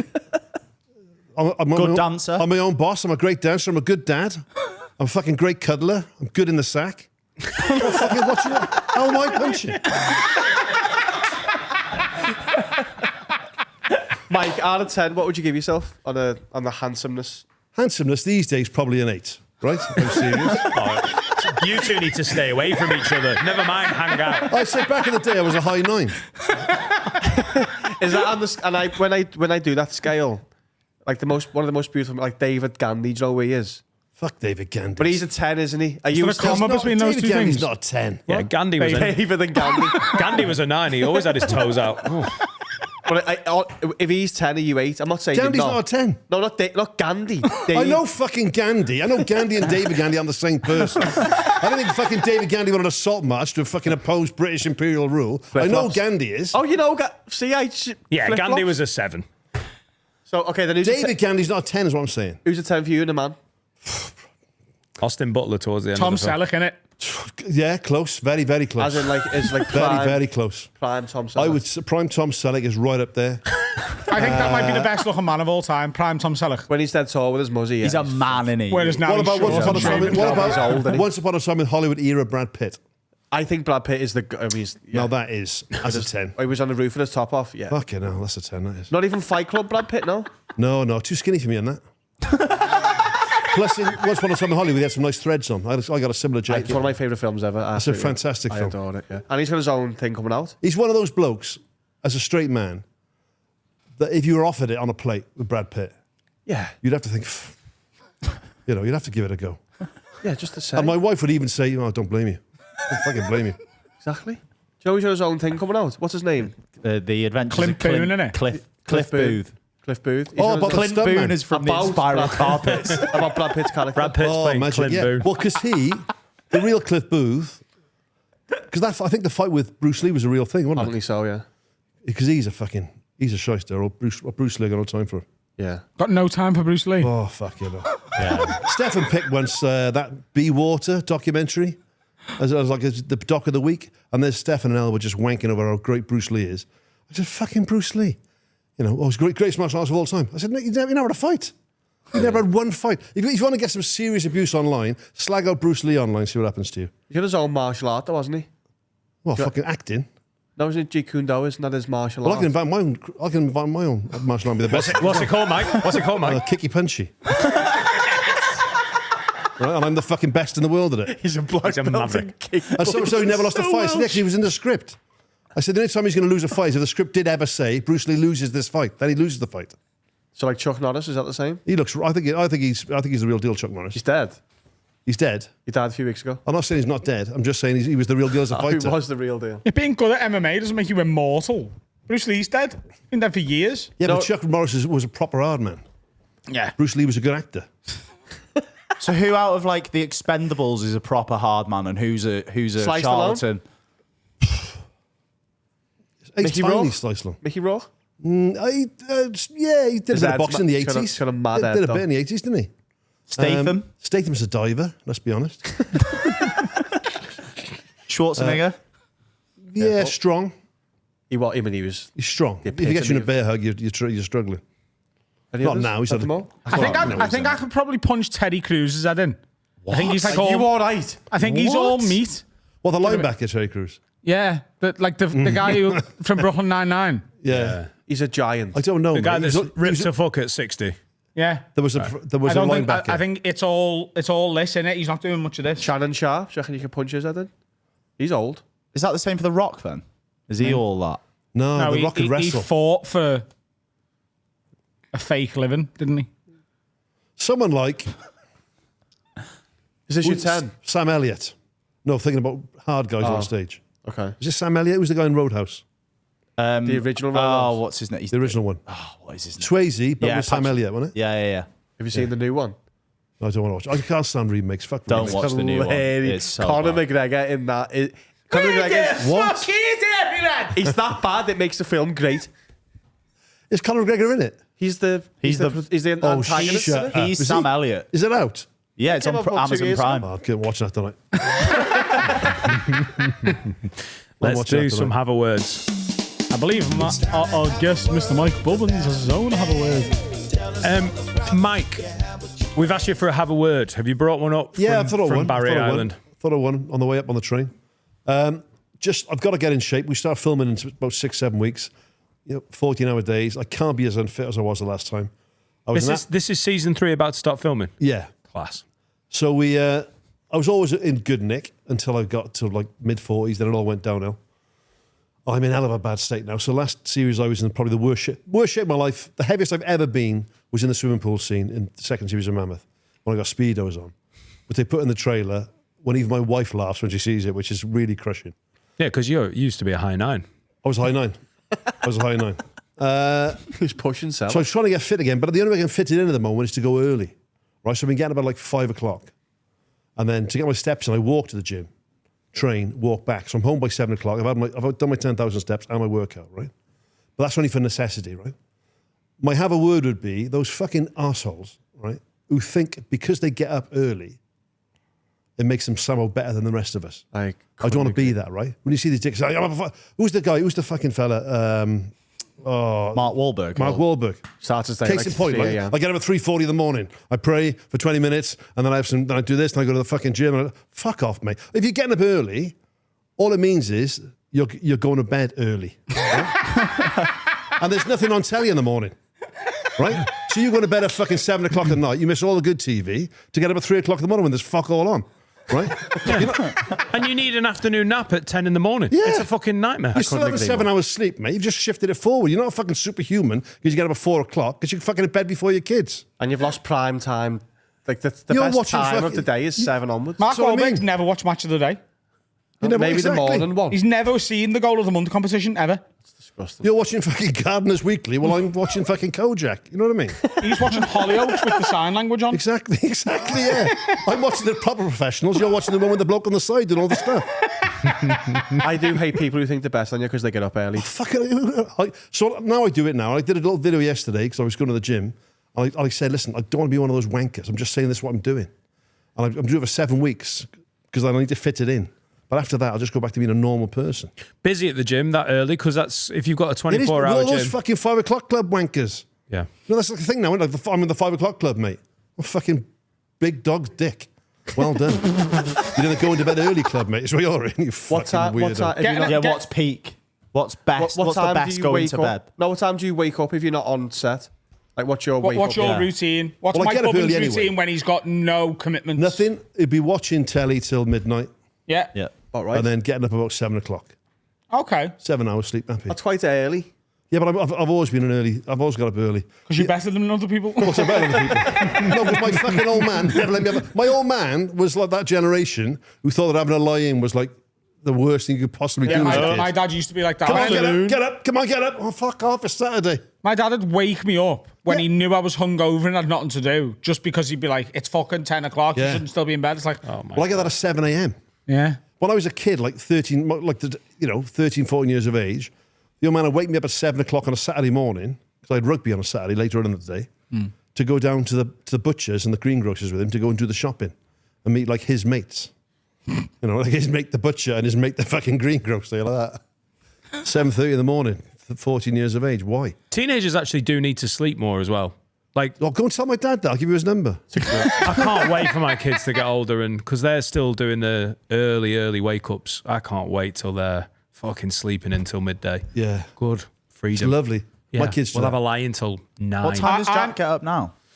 6:30. I'm enjoying having to get up at the minute. What time do you get up, I got up. So now I'm getting up between 7 and 8.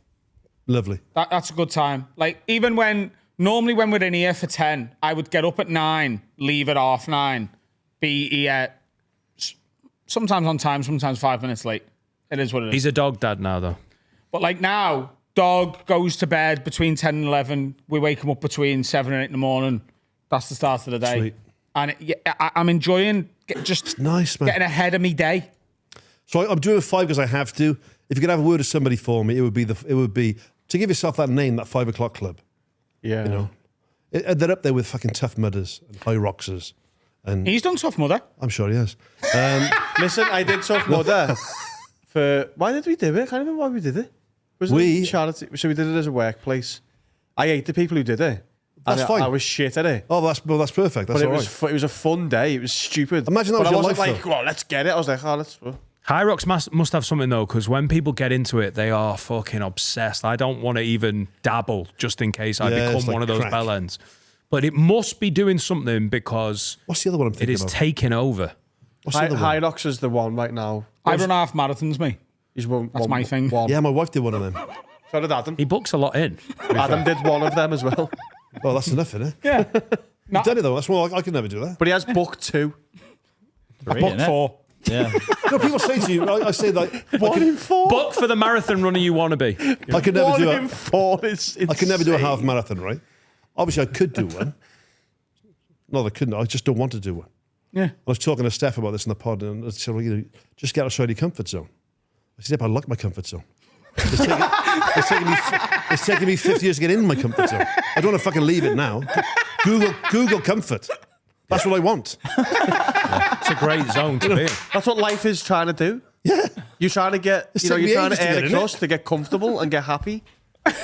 Where were those cunts when I was 40 and skint saying, get in your comfort zone, get in your comfort zone. But now I'm in the comfort zone, get out your comfort zone, fuck you.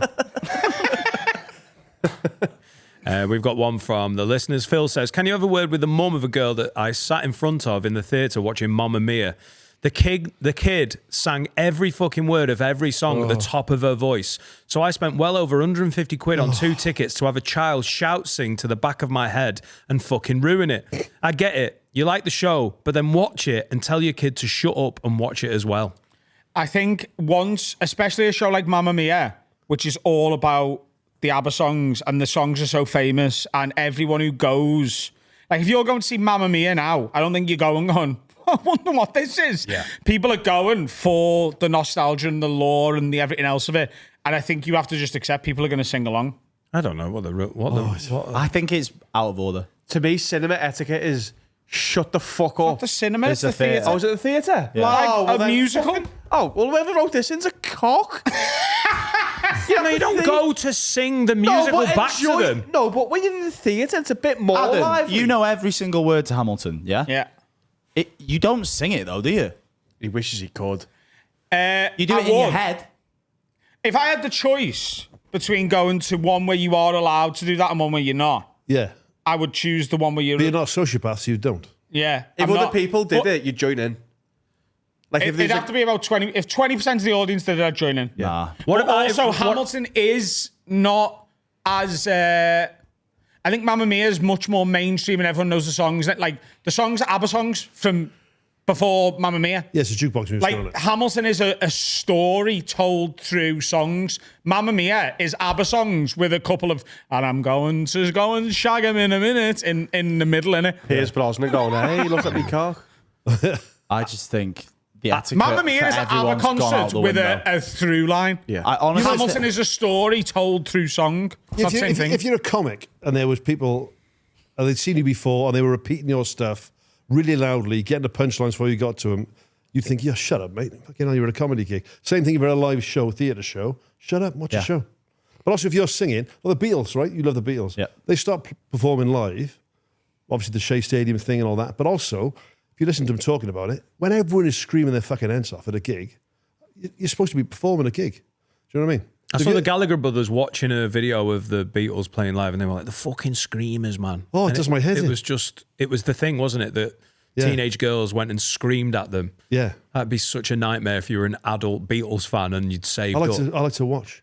There are screenings of films where it's a sing-along thing, isn't it? Yeah. They put Wicked that and stuff, they did Fucking that. class. That's a great idea. Loads of fun. Yeah. But if it's 10-year-old batter in the back of your head. I just think of the theatre as well, because it's live. You're there for the people that have worked their arse off to go through theatre school or whatever, and they're good at singing. 130 quid as well, down the drain. Should have shouted at would you shout at the mum or the kid?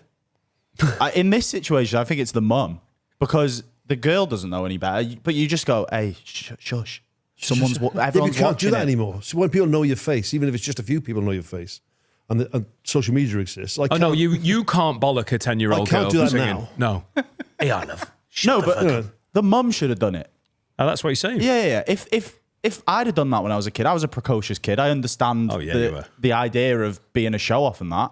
My mum would have fucking bollocked By me. the way, if I was this guy, because I know I sort of went against this guy, but if I was this guy and that's the only cunt singing, then I'd be like, hey, can you have a word with your daughter? I'm just assuming everyone's getting a bit involved here. Maybe I'm making a false assumption there. I assume a Mamma Mia show, there's quite a bit of singy-songy longies. Is that what happened? Singy-songy longies. If you want to do that, go watch ABBA Voyage. That's what I say. Yeah. That's what you said. That's what I always say. I think sing all the ABBA songs. Just turn around in your seat and sing it back to her. Mamma Mia! You really just that'd be fucking nice. let her know. Do you know Even if they're it's not looking that to do a song. Even if Beatles it's not ABBA that Voyage? song. Just all the songs. Ooh. Do you know about this? Do you know what ABBA Voyage is? Yeah. Yeah. So Mug lives in apparently the Wales. people who own the technology went to the Beatles and were like, do you want us to do one of these for the Beatles? And the people who own the Beatles estate... ABBA own half the technology. So the people that run the technology went to the Beatles and they went, well, we'll just do it ourselves, actually. Yeah. But Elvis has got one, hasn't he? Hasn't he got a live something in London? I went to see him in, there's something like that. I went to see the one before when it was just him on the big screen with his original band, when all his band was still alive. But that was 20 years ago. A lot of those boys are dead now. Tupac was first. Did it at Coachella 15 years ago, didn't he? Yeah, but he's still alive, isn't he? That was just live That was just him, wasn't it? Yeah. It's just grown since dying. Was it a bigger version of Yeah, him? there was a big hologram, yeah. Was it a bigger version than Tupac? Yeah, I don't think it was a 5'11" I think they're bigger, aren't they? No, I think it was like a proper size. No, it was a life Just size. looks like them. ABBA Voyage just looks like them. The right size. It's unbelievable, though. How big was Tupac at Because he was Coachella? like 8 foot. The immersion would definitely Well, be I've got confabulated memory. No, it's the right height. Yeah, Tupac is... Yeah, sorry, I've got a memory of it being... I think they're too tall. 7 foot BG Tupac. Too tall. That's how you go see him on tour. The 8-foot Tupac tribute. Mike, it's been an absolute pleasure having you. Cheers, Good luck boys. with the Thank you very tour. much. Good luck with season 3 of Mammoth. Go and watch it if you haven't already. Where is it? Where do you watch it? What's the... So on iPlayer, and then I'll be out on BBC, either 1 or 2, it depends, after Christmas. Nice. Class. I'm on tour, adamrowe.co.uk. He's on tour, dannightingale.org. I'm on tour. .gov, isn't it? .gov. MikeBubbins.com. Nice. Yeah, nice and easy. And have we got a song to play us out this week? Yes. This is Billy and the Finger Puppets with their song Jam. I hope everyone doesn't mind, but I've actually made a music video for Beautiful Morning this week from the Killy special. So it's some footage from the Kilimanjaro special. It's been available. whitelisted, hasn't it? So if there's available adverts on the episode, it's Finn's fault. Again. It'll be the trailer, actually. Mine's been cleared. But yeah, it's Beautiful Morning. The link's in the description. Had really nice response to it. I think it's a really good It's song. a great song, though. Yeah. Billy and the Finger Puppets next week. Cheers, Mike. Lovely, boys. Bye, Felicia.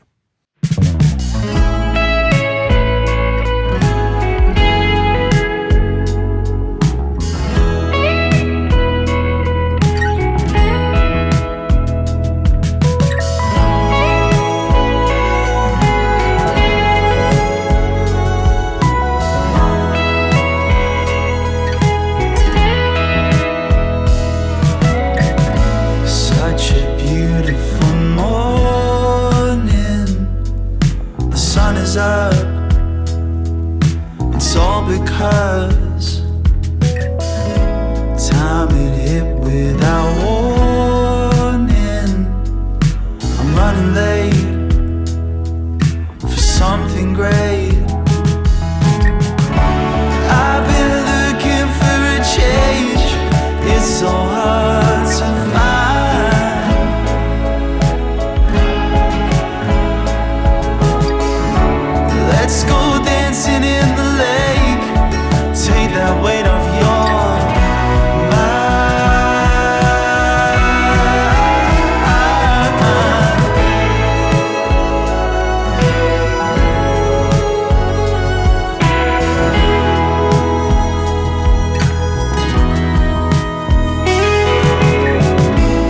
Such a beautiful morning.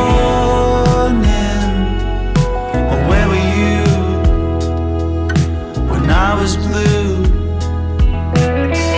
Tomorrow's dusk is still dawning.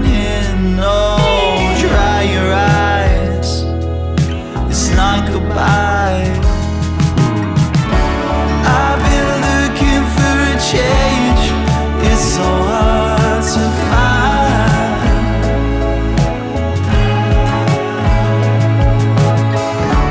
Let's go dancing in the lake, take that weight off your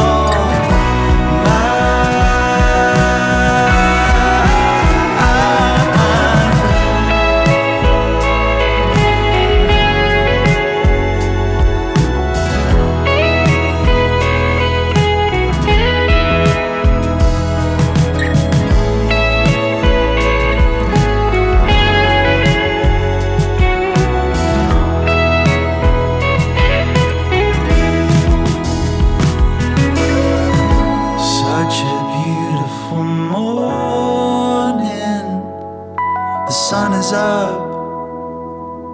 It's all because time it hit without warning.